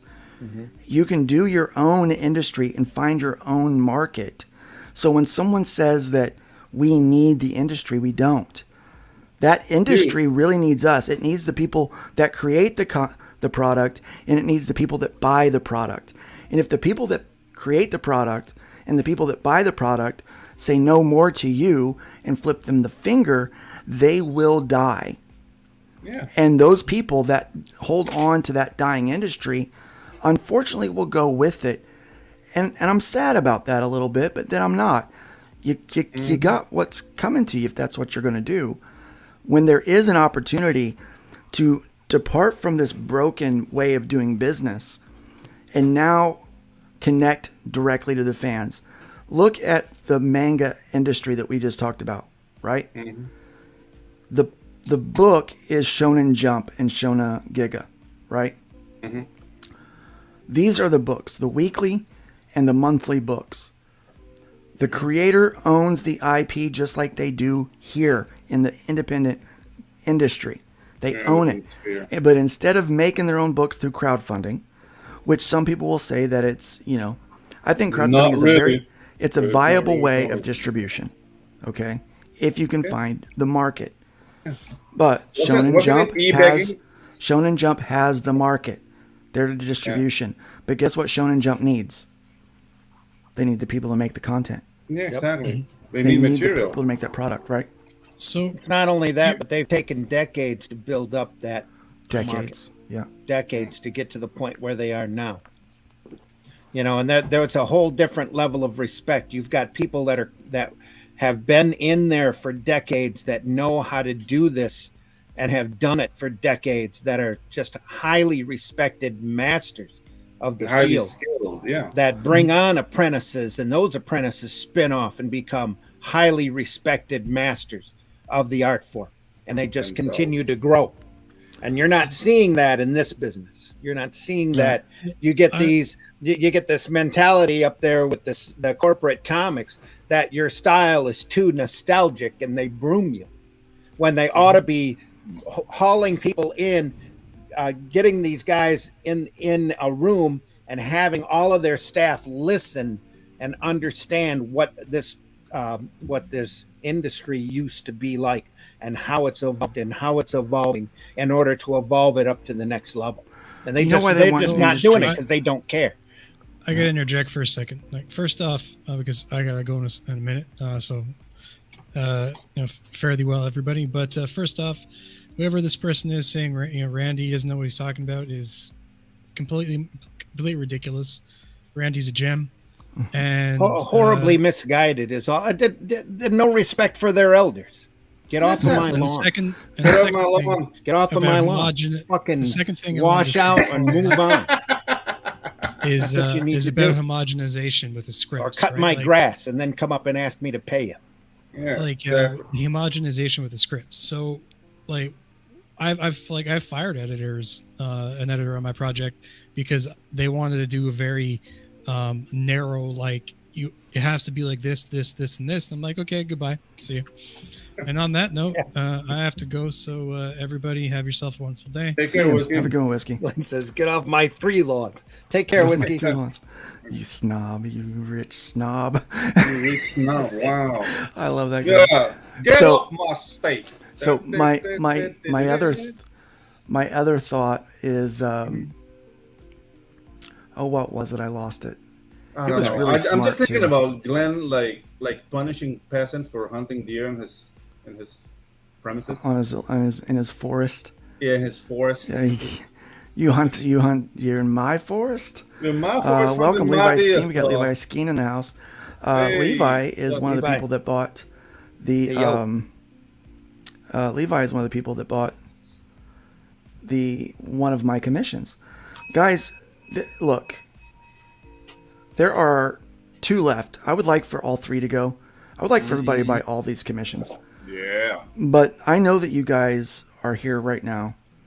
And if you need artwork for something to promote your IP, this is a great opportunity for you. Because I will draw whatever you want. Within reason. It is limited background, pencil and ink. Not only that, it's traditional. It's not digital. And right? I would assume a light R rating at most. Yeah, a light R rating. Yeah. It's traditional, not digital. Okay, my normal fee for traditional is over $200 to do pencil and ink because it takes me so long. Right. This is not digital. This is traditional. So you're going to get a hard. You're going to get a hard copy, a hard piece from me. So that's funny. I suggest that if you've got the scratch, $175 plus the shipping. This isn't even buying the book. This is just the commission. That's all you're getting here. If you are in need of that I have 2 slots available, right? Ooh, you said slots. Do it now before this campaign ends. It ends today, right? Go ahead and take those other 2 slots. And I suggest you do that. If you do that, that'll be great. If you do that, I really would appreciate that. Because the campaign could use the help. And I would love to work on whatever it is that you are having me work on. So that'd be great. Okay. Back to what we were talking about with the kind of the market and stuff. Yeah. You can't know what this is, kind of what is going on, if you're not asking. If you're not spending time talking with people. There is a whole world of comic book making that's going on where in this age of internet, you do not need a middleman anymore. Mm-hmm. There is no reason why you shouldn't be able. And everyone that has trouble with marketing, I also want to be I just want to grab them by the shoulders and shake them and be like, listen, you're spending 4 hours a day on Twitter. Spend 4 hours a day reading articles about how to market, listening to these TED Talks about how to market, how to build your brand, what's important. And do that. Just do that. It's frustrating as hell, but you see someone that's out there doing that, that they are building their brand. They are out there making friends, rubbing shoulders, getting people to come along. And you look at their past successes and you're like, oh, they must be doing fine. And then they come knocking and they're like, hey, sweetheart, I'd like to help you out. I'd like to teach you a few things about I see you've got some potential. Yeah. And always beware of those people. Yep. Always beware of those people. The truth is, if you want to make comic books, at some point you just have to do it. You just have to do it. Do it! Yeah. Freaking do it, man. Yeah, freaking do it. And AI is here to stay, and we are going to run into yeah, dude, some really crappy comic books. We already do. That's the other thing that people say. It's well, independent, you never know if it's going to be good or not. What's the difference? Okay, I have a comment on that. I think you're already seeing it to a large extent. Exactly. Nobody realizes how much. Yeah, exactly. And sorry, the thing Pedro, is, didn't mean in to step on you. campaigns. Yeah, but in campaigns, you can see finished pages. You know what I mean? You kind of know what you're gonna get. So that excuse is just, I don't know. If you don't like it, don't buy it. That's as far as I go. I don't want to be controlling what people do or whatever. So if people want to go do with AI, and I said it this is the third time I said it. Just be aware that you don't own it. But I'm not going to stop you. Dude, go ahead, knock yourself out, and have that convoluted storytelling that the AI can only make for you, and be happy. So, we did this thing. This book, Out of Obscurity, which has 8 hours, not even 8 hours left. Hold on. It had been backed. So there was 45 backers, 45 who we'd like to see more backers get on this. Yeah. So 5 hours to go, folks. 5 hours. So get on. When we did this, part of the process was we didn't just want people to put their story in the book without learning what it's like in an industry. So here's the thing about industry. There's why we've heard the term industry standard. That's the industry standard.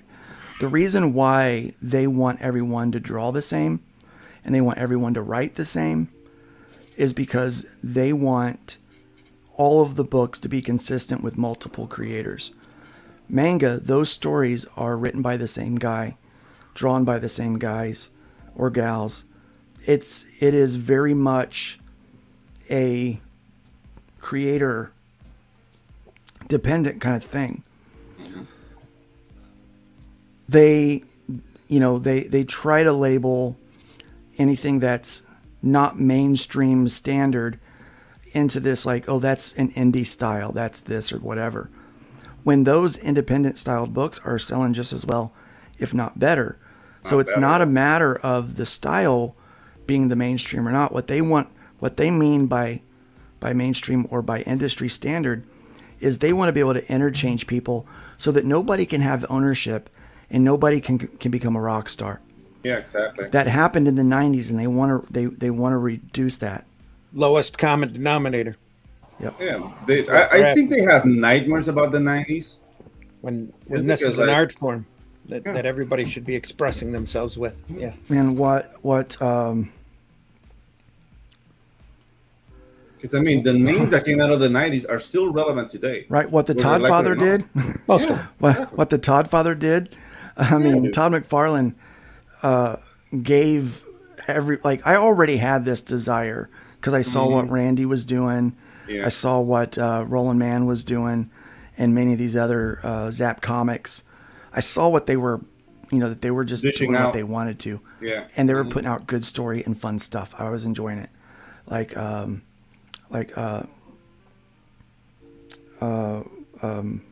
Section 7. System 7. System 7, thank you. System 7. I keep getting System 7 and Sector 7 7 twisted in my mind. Oh. System 7. I thought that was such a fun concept. And, just neat stuff, right? Yeah. And they were, fun, and it was entertaining stuff. And it was different. There was a different aesthetic and a different feel. And I liked that. And I already had that independent spirit. And then Todd McFarlane comes along and says, look, we're the ones selling those books, not you. We are the content that they want. We're the product they want. And we have the audience, not you. Yep. And he proved it. He proved it with Image Comics. And then he said, don't just make comic books.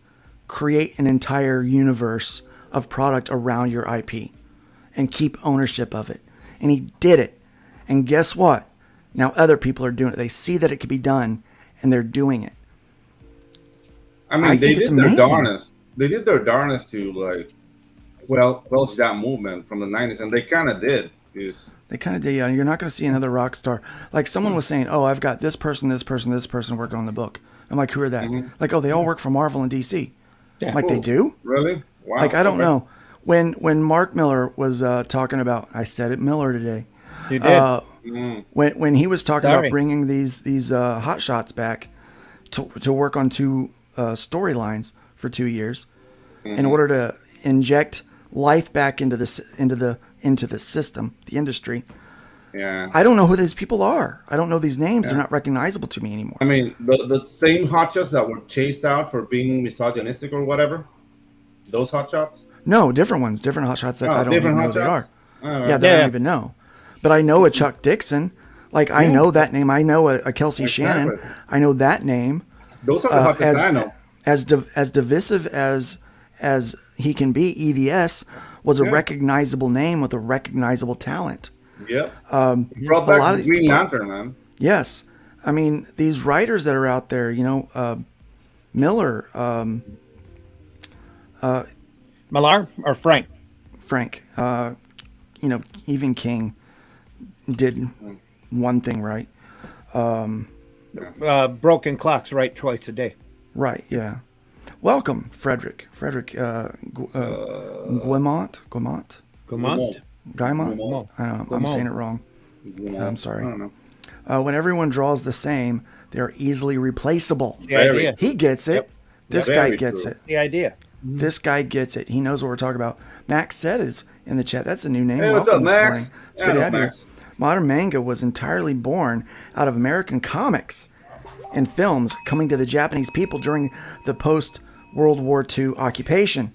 Yep. It picked up and carried on from that with Japanese characteristics. Yes, you're right. Absolutely 1,000% you're correct. Wyatt Eastman, welcome. Good to have you here today. It's all about the story. If you want longevity, art draws the crowd. Story makes them anticipate the next and bring them back. So true. Welcome Lion Mill Studio. And specifically, it helps that EVS, Frank Miller, Mark Miller, Todd McFarlane are personalities. Yes, they're personalities. They get out there, people know who they are. Hey guys. Yeah. Glenn is sending me pictures of his posh state. Glenn, stop it. Oh my gosh. Oh He's my showing God. off. He is showing up bragging. in a castle. Jesus Of his Christ, prostate. sir. What? Yeah. Yeah. His prostate. No. His posh state, sir. Yeah. So we're not that close, Glenn and I. So that's Not all yet. pandering. So The main reason I don't read anything mainstream is because so much of it looks the same. Yeah, Yes, exactly. it does. It's all crap. It's all crap. welcome, Mad Ruth is also in the house. And again, anybody who's got a unique style or an individual look, for the most part, has been chased off from these corporate comics. They don't want them because they're individuals. They're individualistic. Yeah. Let me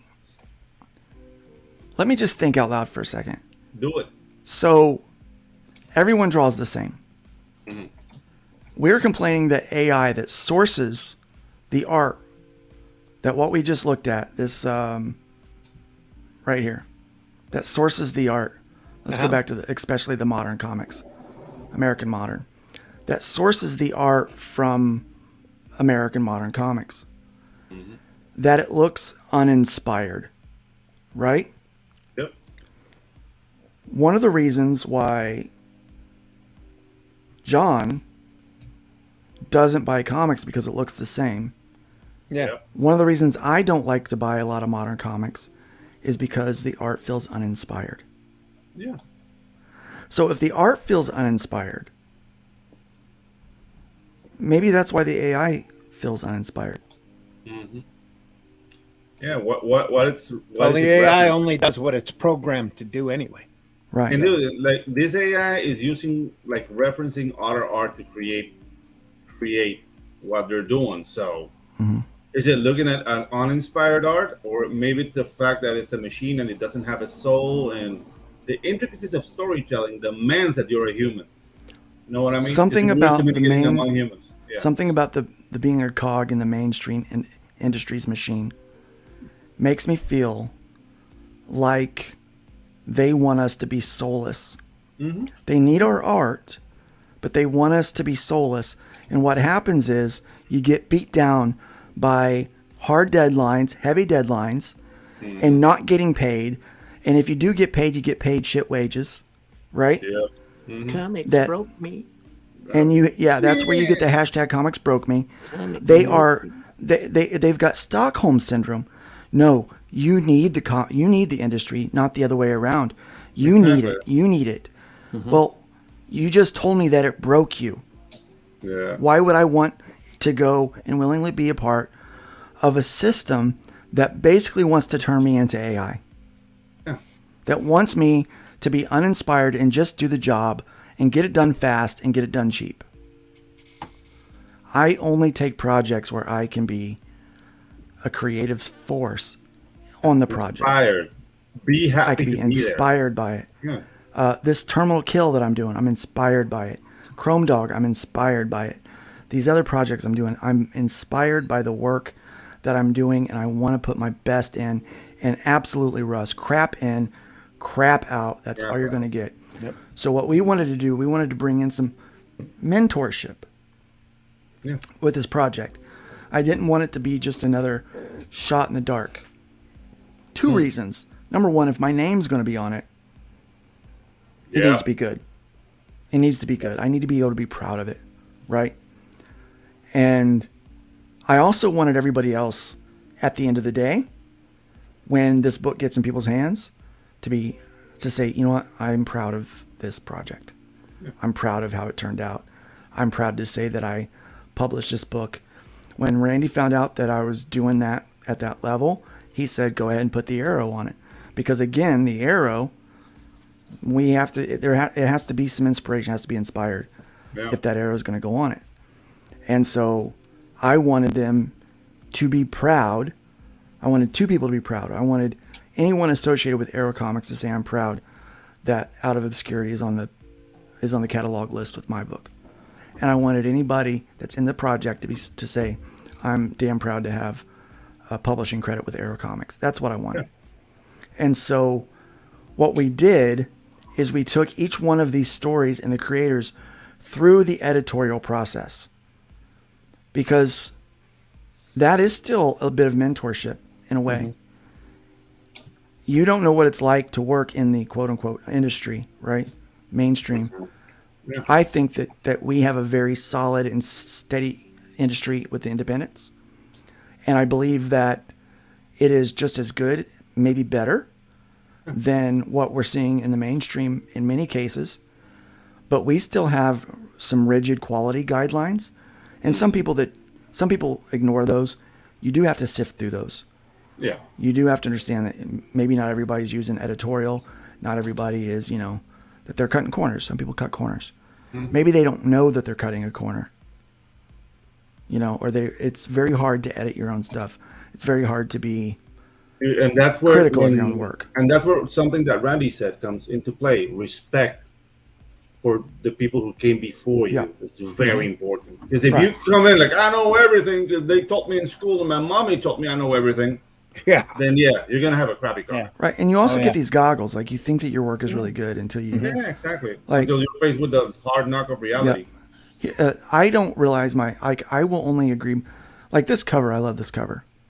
I did the layout. I did the rough, like where everything was going to be. And then Odin penciled and inked it. Oh, cool. Okay. But I still see a lot of my work in there, which I'm like, I must have did pretty good, because I like the cover. I like the way it turned out. I like what he did, but I can still see part of what I did in there. And I'm like, so those were strong pieces that I added. That's a collaborative effort, but you learn off of the collaborative effort, right? Yeah. So that's what's going through editorial is like. So these stories all were first written once the writer had a draft that they were happy with. They sent it to me. Then we looked through it and we made notes. We said, this is good, this is not good. And we said, look, some of these comments are all because we want you to be awesome. So they may not feel good, but it's not because we don't like you and it's not to hurt you. Yeah. It's so that we can fix it so that it's better. And you can be really darn proud of what we're putting out, right? And each one of these creators, these writers, took that to heart and they made changes. Then it came time to do to choose a creative team. And I said, look, I'm not going to find one for you. You have to do it. And you have to, if you can get them to do it for free for copies for the book, that's fine. If not, you're going to have to pay them. But that's on you because that's what it's like for all independent creators. This story will remain yours forever. You can do with it whatever you want, but you can't publish it anywhere else for 6 months. That way people can sell this book, right? Yeah, that's fair. So that's what we're going to do. But then after that, you can do it whatever you want. You can take the character. It's all yours. It's all yours. And we're not going to reprint this book. That's how we're working it out. And we said, now you have to choose a creative team, but I get say on who you use, on what the final product's going to look like. And so people started getting samples of artists and saying, Luke, what do you think of this one? And they would ask the whole team, everybody that was on the book, they would start to get their input because some people had a different aesthetic style than others. And so they would get feedback on what was good and what was lacking. Mm-hmm. And then they chose creative teams based off of that. And sometimes it's not even lacking. It's just like, okay, like the style doesn't fit the story. Yeah, some of it's that. I mean? Yeah, it's like, that style just doesn't mesh. Yeah, exactly. It's not a matter of who's better, who's best. This is the who. You know what I mean? It's because people take it that way. Like, oh, you got picked because I suck. No, it's not that you suck. It's just that the style of your portfolio was not matching the requirements of the producer or the writer. Like, dude, this is the story I want to tell, and I need a specific style. And sometimes you will be passed over because your style doesn't match the story. That doesn't mean you should stop. It's just Oni 6.4. I think when the technology gets better, they will. Mm-hmm. Yeah. Because they've already proved that they will use it for their intro sequence for a Disney Plus show. Oni, I think you're seeing a lot more AI out there in the corporate books than anybody realizes. Because once you get into seeing what the capabilities are, just look at that page that got that Luke called up off of Whiskey's prompts and tell me that you would not see that in a normal. I mean, that is great work in a corporate comic. I mean, phenomenal work. It looks good. That's a high standard there.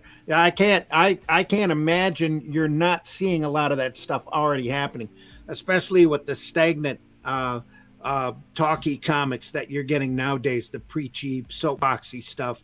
I think if it's not all generated by AI, the coffee shop, pizza parlor stuff, if it's not artistically generated by AI, the majority of the scripts are definitely AI. Guys, while we're sitting here talking, let's do this. It's just ridiculous. And it's going to get worse. The level of AI that's been coming through. Chat, give me a prompt. Stuff. Give me a prompt for a page, like what you want to see on a page, and we'll see what it does. Give me a prompt, and we'll put it in. Okay, while we're talking, we'll see what happens. But anyway, so this, even the artist had to have their work approved. Let's try giant robot trashes a city. Yeah. Okay. Simple.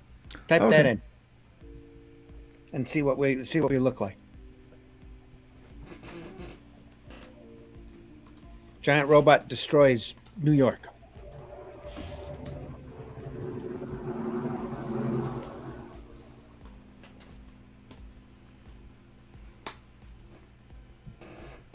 We'll see what happens there.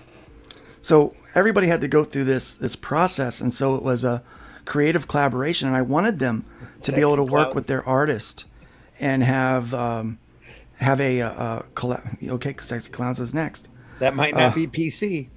Yeah. So they had this opportunity. So everything that we did went through this process of mentoring and talking about how to make it better. And if things weren't quite ready for book one, I was like, okay, we're going to do a second volume of this next year because we have so many people that wanted to be a part of it that couldn't be, and people that were working on it that either didn't get their stuff done or the stuff wasn't quite ready yet. Still needed a little bit of work. Okay. So, you know what? That doesn't look bad. No, it doesn't. The robot's inconsistent. Okay, but what's the very story? Very inconsistent. Though? Look at that. What's the storytelling here? There's no storytelling. Yeah, exactly. There's absolutely none. It's a robot standing in front of a destroyed city. There's no narrative whatsoever out of this. I'm gonna say two. Same level of artwork as we saw before. Yeah. Fighting each other. Over a copy. Must be same clowns in every panel. Create a narrative. Generate. Let's see if more prompts, because there is such a thing as prompt engineering. Yeah. The only consistency there is in the Empire State Building. You gotta give them that. Yeah. You gotta give them that. Yeah. No storytelling at all. So it's as good as modern Marvel and DC writing. Wow. Sick burn. That would be sick burn. Juggler. Yeah. Okay. Yeah. So that's what we did with. Get Sheila in here. Sheila she's all for AI. Yeah. And she is a prompt engineer. For sure. Like that's kind of her. She might get a job in Disney now, or she might. I mean, she's quite good at manipulating the AI. They were looking for people with that profile, so get on it, Sheila. I do believe prompt engineers will be a.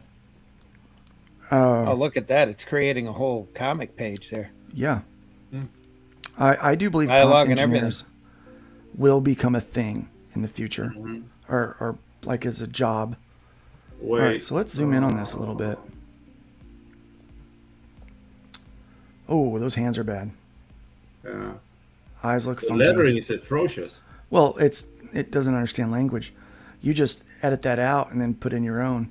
Yeah. Look at that hand. Oh, dude. It can't get consistent whatsoever.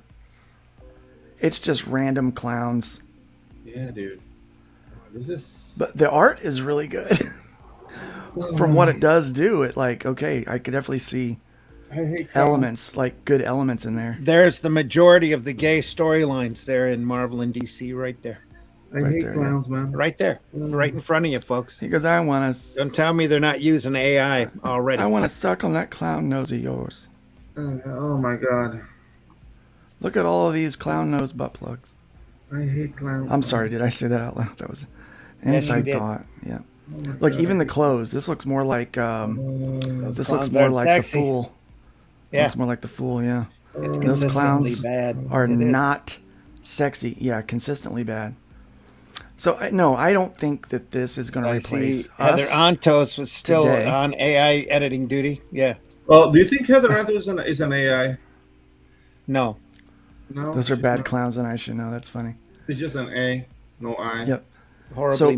misguided. So back to this project, we did that for all of these books and Agent for all Zero these says stories. these are bad clowns and I should know.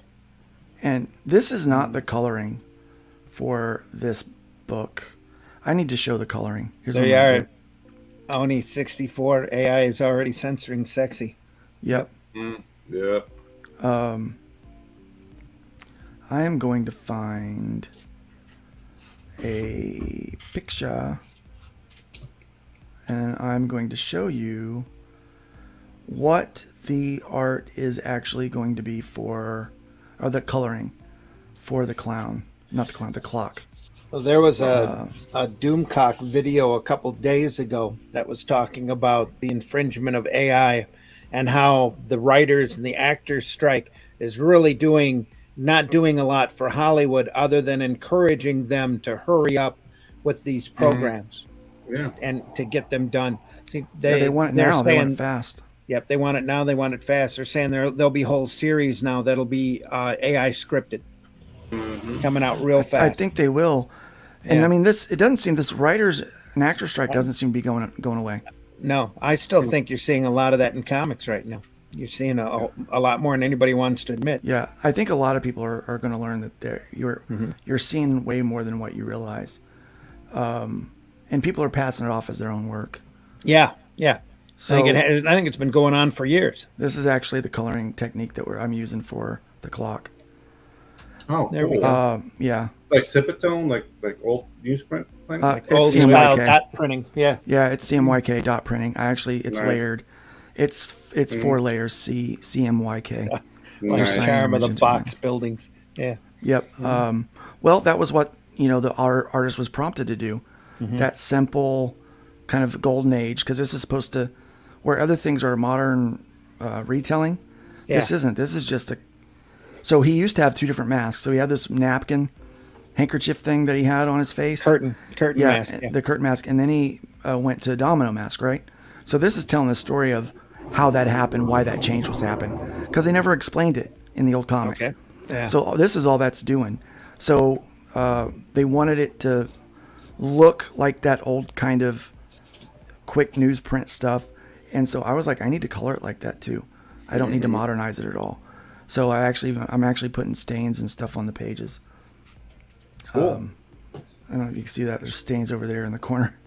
So I'm actually putting stains on the pages. We're using paper texture, all this stuff that they did before. Like I had to go in here, and I made intentionally adding mistakes, to offset where the print, like where it would be like where the print is just off a little bit to one side or the other, and so just layering these colors, and I had to learn how to do this, but it was incredibly fun learning this style. And so this is what this is what the colors are actually going to look like for those pages. So when you get there, I mean, this book has got such a wide variety of quality, different stories, but a variety of different styles to enjoy. and all the writers have done such a good job. I'm very, I'm proud of the book, and I'm looking forward to, I also did this, so the inks were obviously perfect. But you'll remember this, Randy. Back when they would print the newsprint, right before it would dry, these big blotches of color, or black, especially black, would roll off on because black was always the last layer, would roll off on the big rollers as the pages were being pulled through. And it would cause this scrapey thing where some of the black would come off. And so I made that with a little. You'd get bits of graduated tone depending upon how the ink was laid onto the Dude, roll. that's so cool. Like you're trying the plate. to simulate. That's what it is on the plate. Yeah. Like you're simulating the limitations of the technology at the time. Yeah. That's what I wanted to do. I really wanted to simulate that, so that when you read this story, it feels like you're just reading, just like we took a golden age story and just printed in the book. That's what we wanted. You should get like a spray so it can smell like an old comic book. Spray every copy.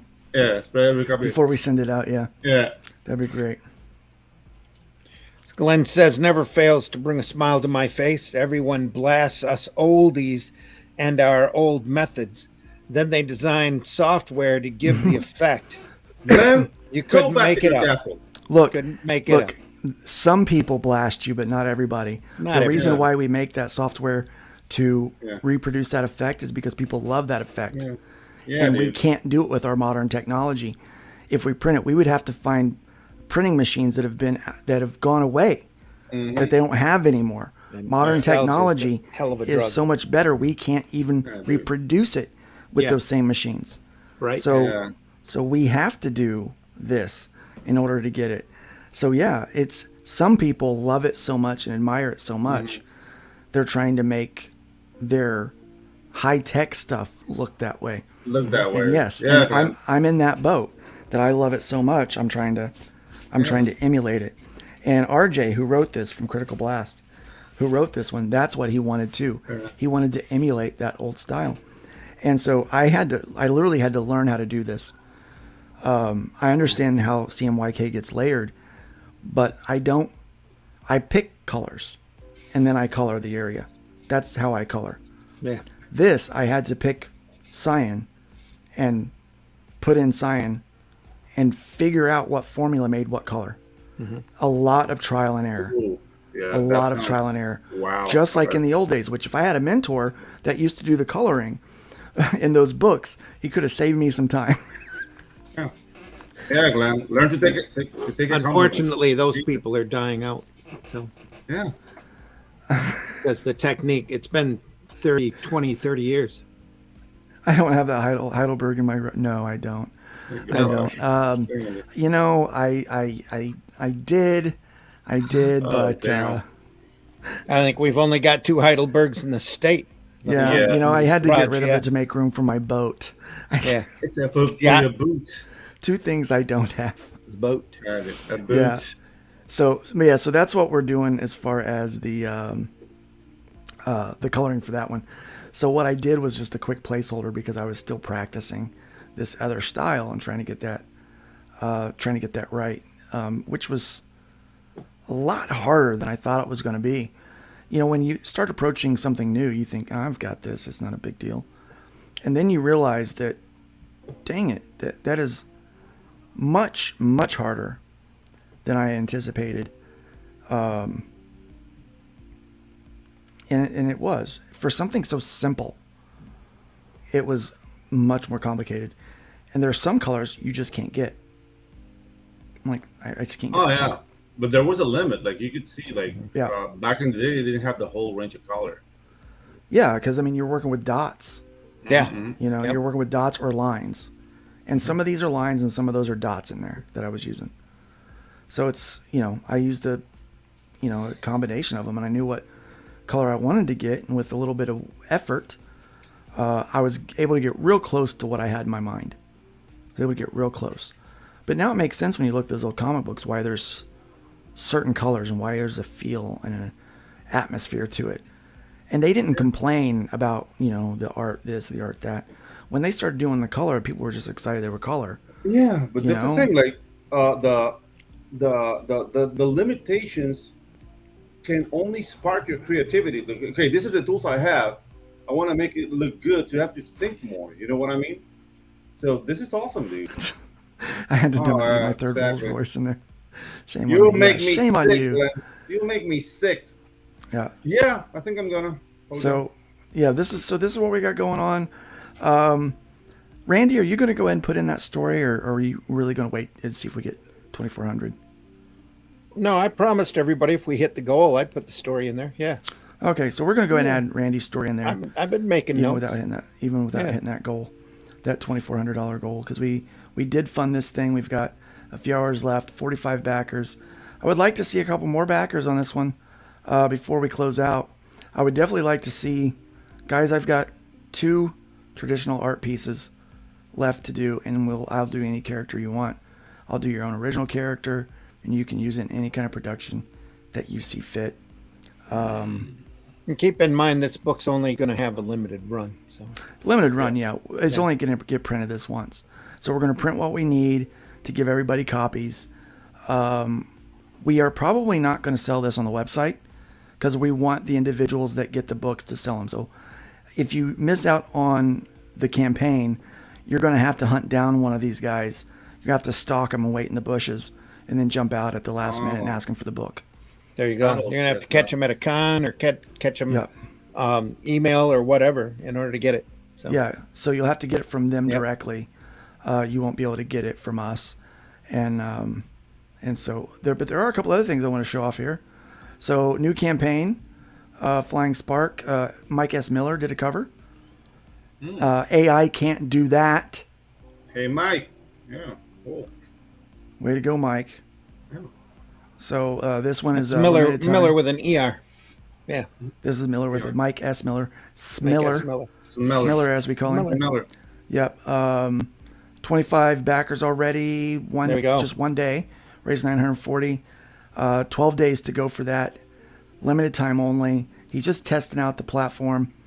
You can get. You can just start off for $20 here. You can get the Flying Sparks Companion for that, but you can only get this cover over here on the Fund My Comic. Heck yeah. Yeah. So we got that going. That ends in 14 days. We've got Edge of the Blade. AR-13L still doing pretty solid there. Yeah, it is really doing well. So 5 hours left now. Edge of the Blade, they increased their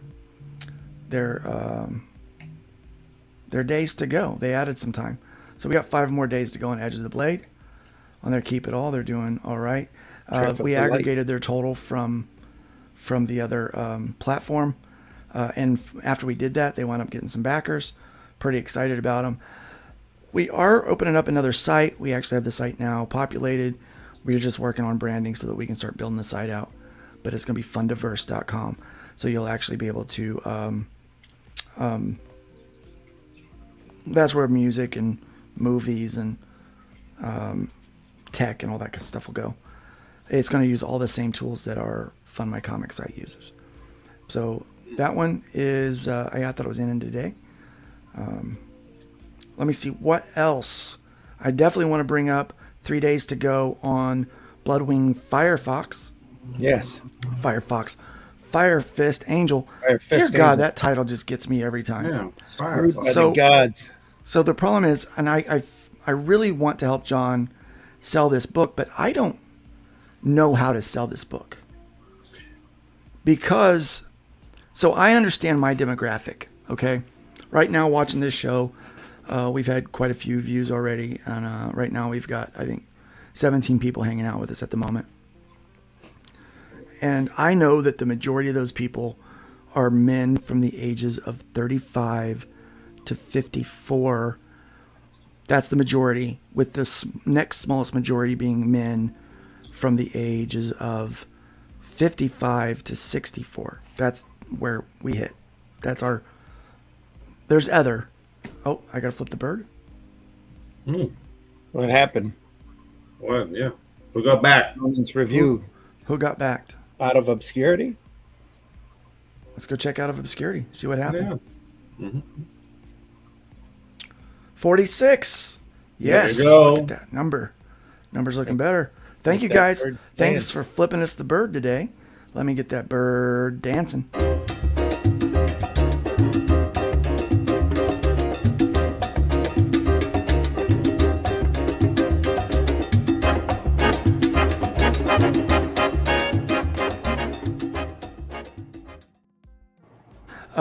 Woodrow says, I'm 35, I feel attacked. You're like the next smallest group. Our very smallest group is like women in their age. I know what our, it's not that we don't want women here watching. No, but it's it's just the that truth. it's the truth. Comic books is, like our love for what we're doing. And the majority of those people that are here are either Christian, or have some kind of faith, or they're creators themselves. They're here because of some of the educational stuff. They like listening to Randy and Pedro give their wisdom and stuff like that. So We're also bucking up against 50 years, 60 years of pre-Pavlovian programming about what dude. comic books are supposed to be. So, But you know what I find as funny? You know what I find funny? That people assume that we enjoy this being a pickle party. Women are not here not because we don't want them. It's because we're nerds and they don't like us. Yeah, they don't want to be here. It's different. You've still got that pre-prejudice, especially in North America, of what comics are. Comics are kiddie literature made for guys in their basement. I always tell them, I'm sorry I'm not better looking. I really wish. Dude, we're hideous. Just Call Me Insane says, I'm a whammons. Exactly. And you're so repping that minorities. Thank you for repping that minority. When they can't find you handsome, at least they can find you handy. Yeah, exactly. I mean, and that's the big problem. We have a same problem here. Because whenever a woman shows, everybody's like, it's a woman. Yeah, it's no, I don't think so. Not this panel. We're not really. No, not really. We're not we're not the simple ones. So I was chatting with Carissa Grant the other day. Mm-hmm. Yeah. She went on last night with Dojo Kun on Incendiary, and she was talking about the topic, and she's like, "Am I?" I'm like, "No, they're good guys." Yeah, I said, but look, I said there are a lot of women in this space that are here because they're using their wiles, quote unquote. Yep. Rather than their abilities. I said, look, you're a creator. Don't let anybody make you feel bad about being here. You're a creator. Doesn't matter if you have a penis or not. Like, and that's she's the thing, a hard worker. Yeah. Yeah. But I was having this conversation on this same topic. Like, dude, there's some like girls come in and they do money so quick. Yeah, but they'll have a doubt I will never have. Did they buy the comic for my talent or my titties? I know they're not buying my book for my titties, and my road might be slower, but will never have that doubt. Now, is that me talking bad against women creators? Not really. No. Because in the end, dude, it's the situation they're in. They're in a male-dominated. Look, I had a conversation with Carissa. I'm telling you, you guys got to look out for Carissa Grant. Yeah. She is working hard. She's trying to put a book out every 2 months. She is improving. Cool. She's up in the game. Nice. They realized that they needed a better colorist, so I was helping her decide on a colorist. I was one of the people she was asking for, like, hey, what do you think of this one? And you guys got to look out for her. But I had a conversation with her a couple months ago. She had an opportunity to do a titty cover. Oh. She had someone that was going to do a titty cover for her. And she said, will I lose respect as a creator if I put a titty cover out? And I said, yeah, a little bit. I said a little bit. A little bit. And I gave a couple examples of people that want to be respected as a writer, creator, whatever. And I said, yeah, but, an OnlyFans or a long list of not safe for work covers or this or that, they get pigeonholed. They're making money. They're making a living, but they're never going to be looked at as anything other than what that is. I said, if you really want people, I said, it's a much slower road. It's faster to get there with that. I said, but it's a much slower road. I said, it'd be like if you start showing off your stuff and taking pictures of yourself. Are you selling your book because people want the book, or are they selling the book because they want you to notice them? And they think if I buy your book, then you're going to notice me. Yeah, exactly. Or they're having like a nice 7 minutes with you. Yeah, and I said, look, Yeah, I said it is up to you. I said, but that is just my perspective, and I said, but that that I just want to be honest with you. That's my perspective.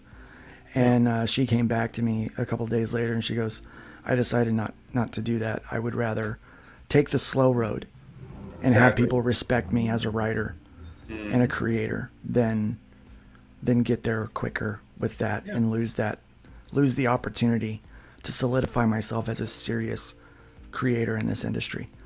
And I was like, wow. That's very cool, man. Bravo. I said, you're going to go far. Yeah, I said, respect. it's going to take a while, but people are going to remember her as a creator. I mean, that she's establishing herself. Yeah, slow road is the best road. Yeah, people notice that. Like now everybody's like, and that's funny. Like I understand that like nudie beach mentality. Like, oh, a woman. Like that can be funny, but that gets in the way of what are we trying to do here, which is telling stories. And I don't know, man. I guess it's inevitable. Like it's always going to be a factor, but doesn't mean we have to be happy about it. Yeah, true. Very true. Yeah, again, guys, we still have 2 of these original arts commissions. Pick those up, please. That'd be nice. It supports the campaign, puts money in its pocket, puts a little bit in any of the artists that are providing work.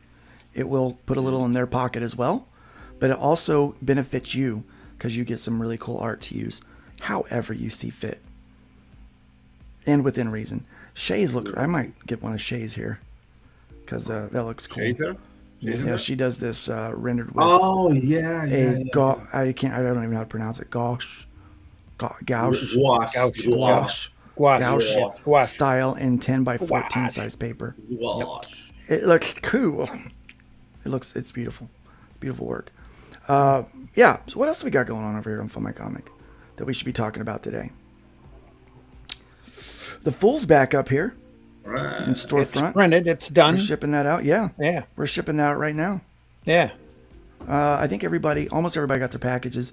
Except for the folks that had the tier, the Arrow bundle too, because of Chrome Dog. Yeah. That one, but there's also ones that you've got to ship out because it requires a sketch from you. Yeah. Okay, so I got to get those addresses. There's a couple.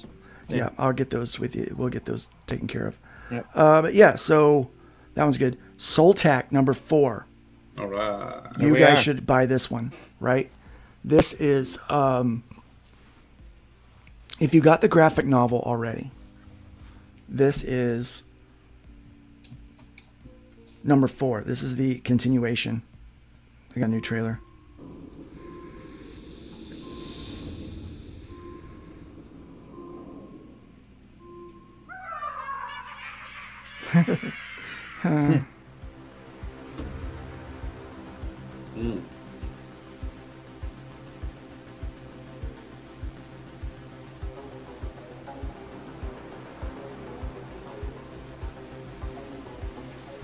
Dude, I love the 90s video game music. Yeah. It's like industrial but MIDI. I love it, yeah. Dude, these artists top notch, man. I really like it. Just a great product in general. It really is. Okay. Bring your parachute fans. Here's the breakdown.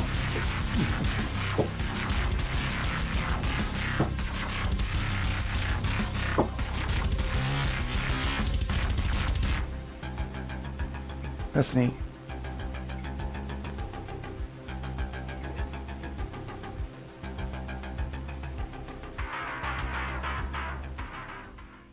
I love it. Yeah, very cool.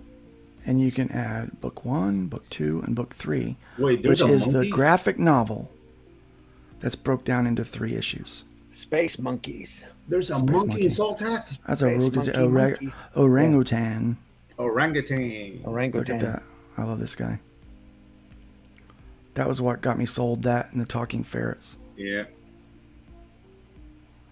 Look at that. That's so cool. Oh, dude. Yeah.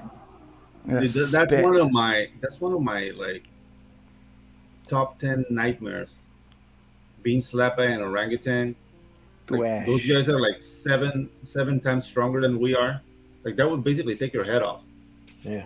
Goash. Goash is how you pronounce it, I guess. Goash. Russ has not got his fool yet. Did you? Huh? What did you get? That, Did you have a sketch with it? If you got like no, he like didn't have a bigger, sketch with it.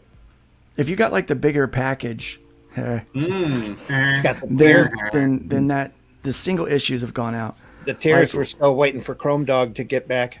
Yeah. Well, yeah. If you've got one of those, or if you got, yeah, there's a couple of them that still need to go out. But all single issues have gone out already. Just No, the just book. the then, book. then it's on its way. Then. Yeah. Then it's on its way. If it's just the book, it might just take longer for customs to get it through. Oh yeah, it's in Jolly England. Has digital gone out? Maybe not. I'm not sure how many were ordered. I'll check today.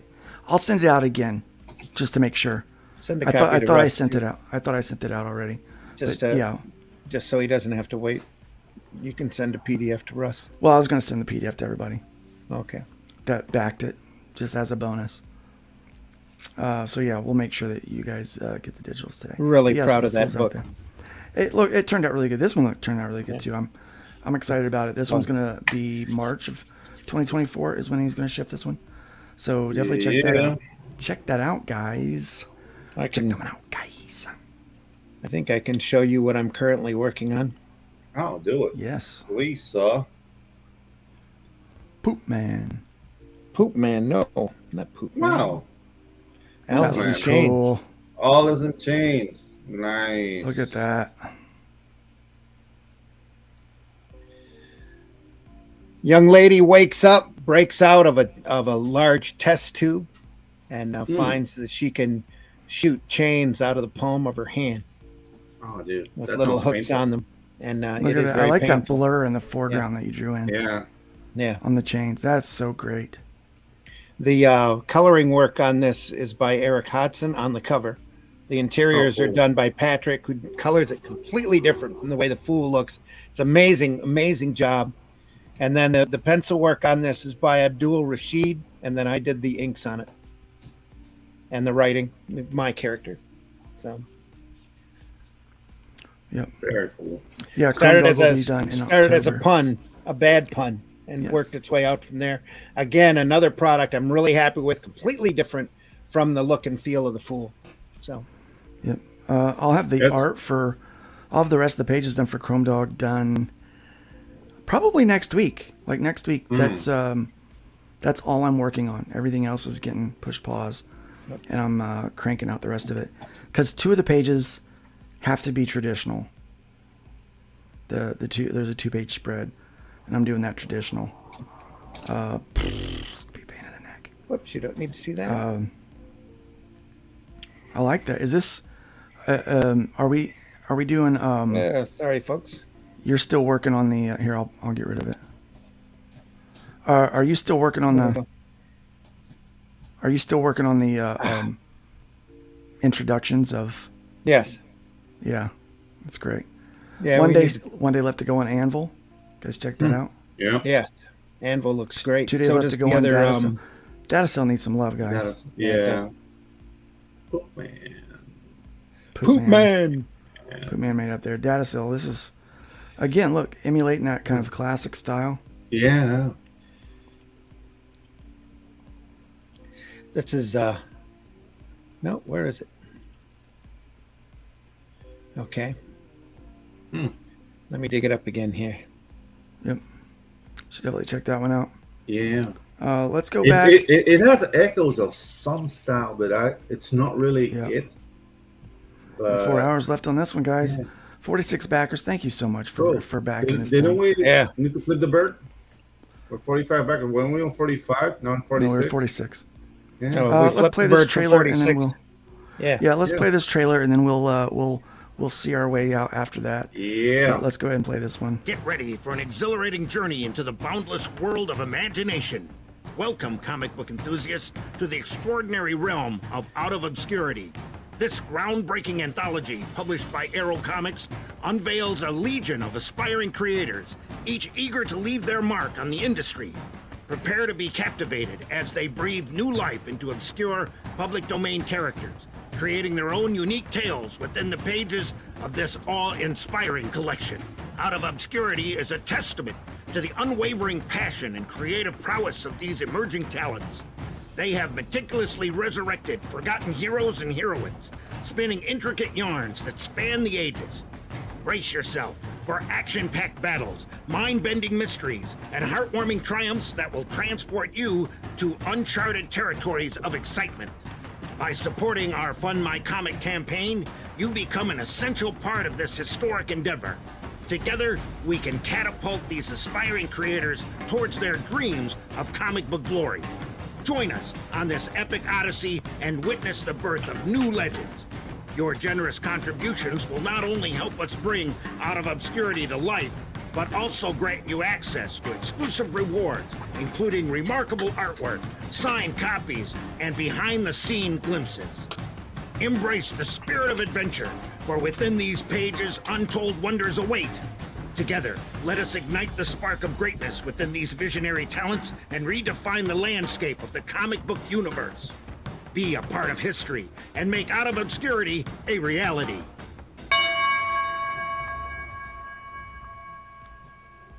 Great voiceover, Randy. Yeah, I kind of know Thanks. that actor. Yep. Might have some work for him. That was fun. All right. So Mark Miller was saying that we need to get to the place where people walk into the comic shops with $40 in their pocket and they wish that they had 60. Because there's so many things they want to buy that they just can't get it all. Yep. And I was like, guys, we're already doing that in the indie industry. People are already being like, I just can't afford everything I want to get. I'm that way. I can't afford everything that I want to get. The thing is, and like, I don't know how many other people I've heard say that too. yeah, I hate that. I mean, to me, it sounds kind of like dismissive of what the whole like crowdfunding and what we've been doing down the negative. It's like, yeah, we need to do something. Like, dude, we're already doing it. If you don't want to acknowledge it, you know what? I don't need you. When he said that, that was my train of thought. It's like, whatever. Of course, Mr. Millar, with your $50 million deal with Netflix, like, you don't need to do this now. So whatever. There is so much wrong with that with that entire piece, that entire interview, but that's neither here nor there. I think he has. I think he has all the right intentions. Yeah, he does. Maybe he I does. just don't think it's going to happen. You're probably right. Yep, it's been a fun day. It's been a fun day. You want me to show this, Pedro? Yeah. Guys, look at that. So waifus and kaijus, like I'm emulating, like, when like going to commercial little pieces of animation. The full trailer is gonna be like an intro, like waifus and kaijus is like an 80s anime, a la 80s animated series like Galaxy Rangers or Saber Rider, that kind of stuff.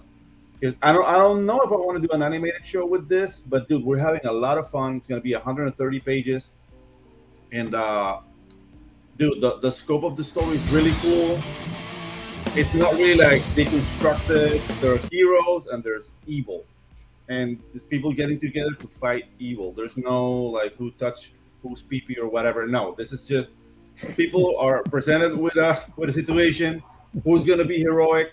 Who's gonna like step up to the challenge? And dude, it's 8 people representing Earth in different mechs going to fight this like humongous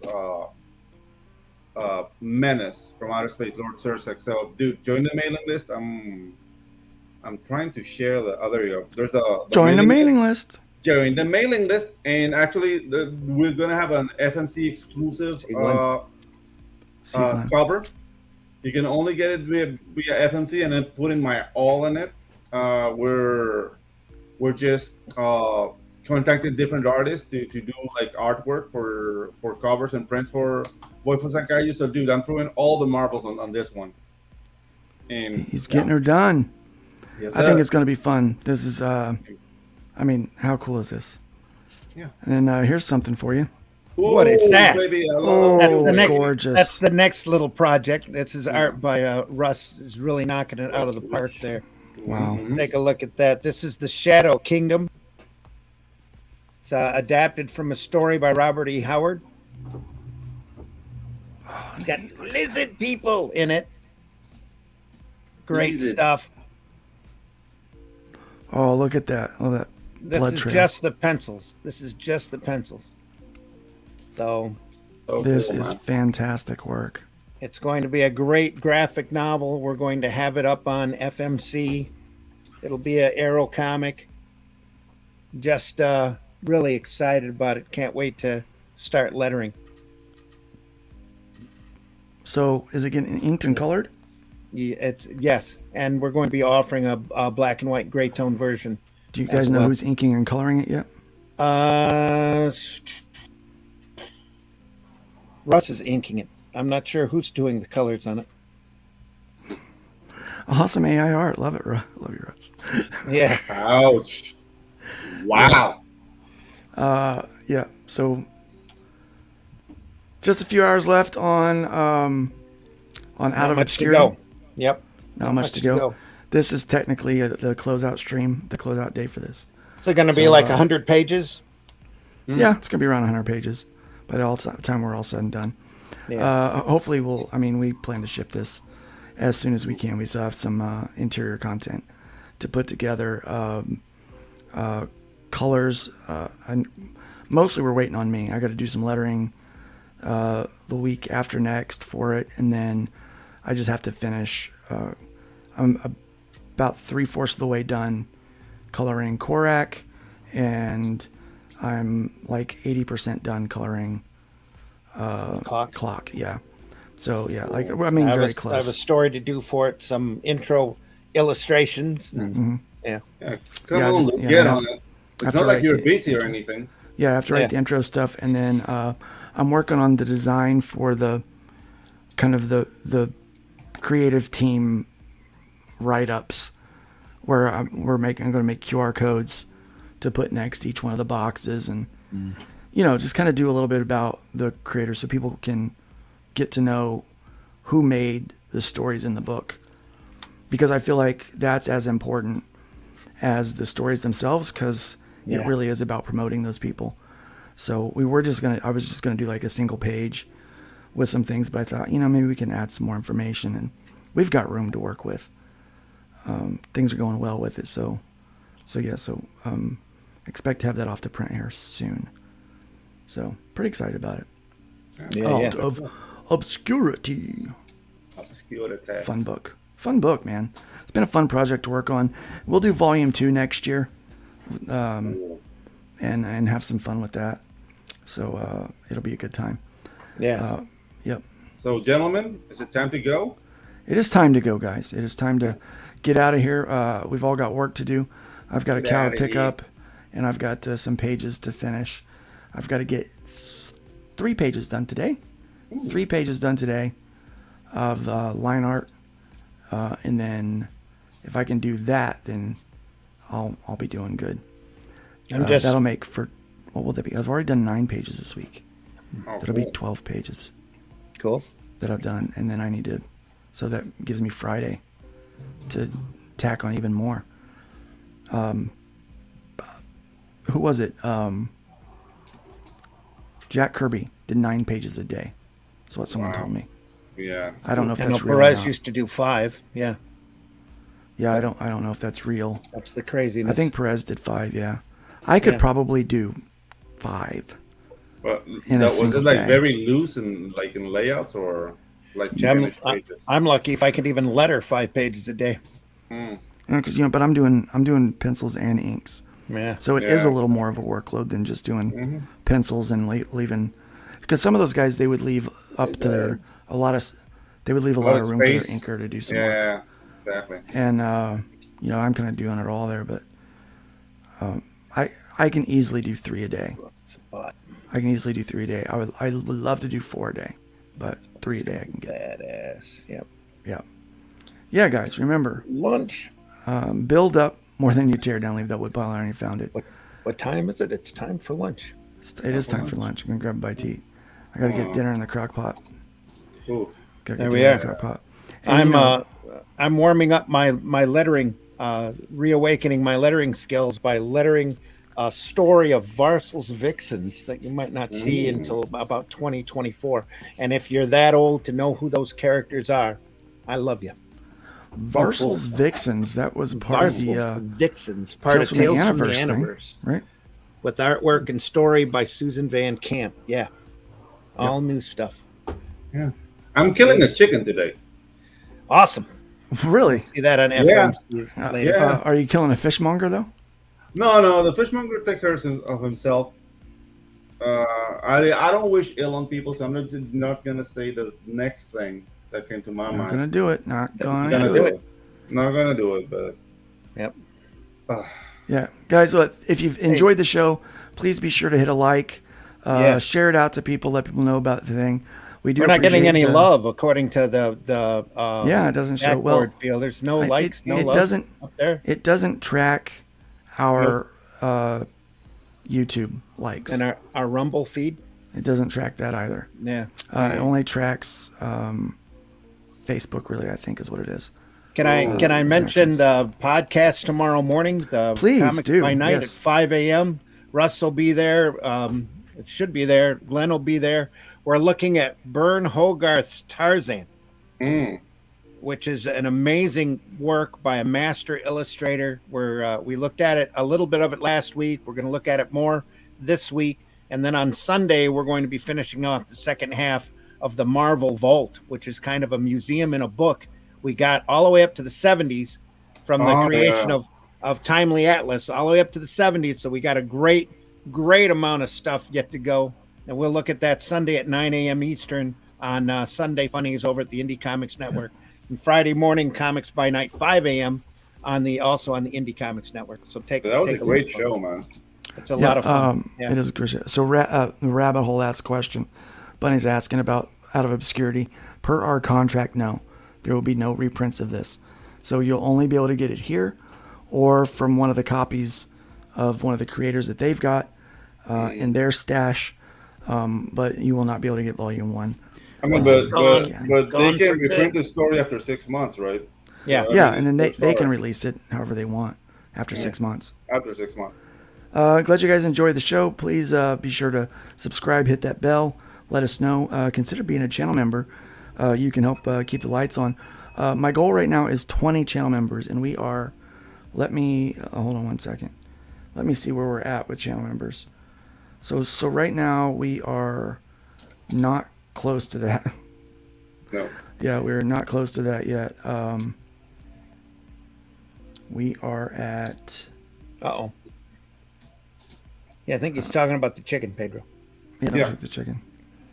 Don't choke that chicken. Oh, too late. Oh, we're at 9. We're at 9 channel members right now, which is great. So just about halfway to where we like to be with channel members. Yeah. So do consider that. You get exclusive content, and we're gonna be putting out more stuff. Pedro is gonna help me with some videos if I can ever friggin' get the time to record them. So maybe I'll just stay up late tonight and get some videos recorded. You warned me, like, it's going to be a workload, Pedro. Can you handle it? I'm in here like... Yeah. Well, it's going to be a workload. Once I get it done, I'm going to do all the recording all at once. So it's going to be like... Look at my thumb, sir. Look at my thumb. There's going to be like tons of stuff coming out. Yeah. Remember... we're just not getting bigger here. There we are. No. No. Sexy clowns. Fucking clowns. Oh, sorry. I saw it. You're going to get it. You can get these. That's what you get, guys. Remember, guys. So much for sexy. Anyway. Remember, be good. I have a saying. Can I do mine before you do your classic? Yeah, sure. If you're going to leave a mark, make sure it's not in your underwear. Now, go, Luke. There you go. Yeah. Don't be mean. We don't have to be mean. Because, remember, no matter where you go, there you are. Here you are. Guys, remember, build up more than you tear down. Leave that wood pile higher than you found it by all means. Please be careful out there. Be careful. Let's be out there. Let's be careful out there.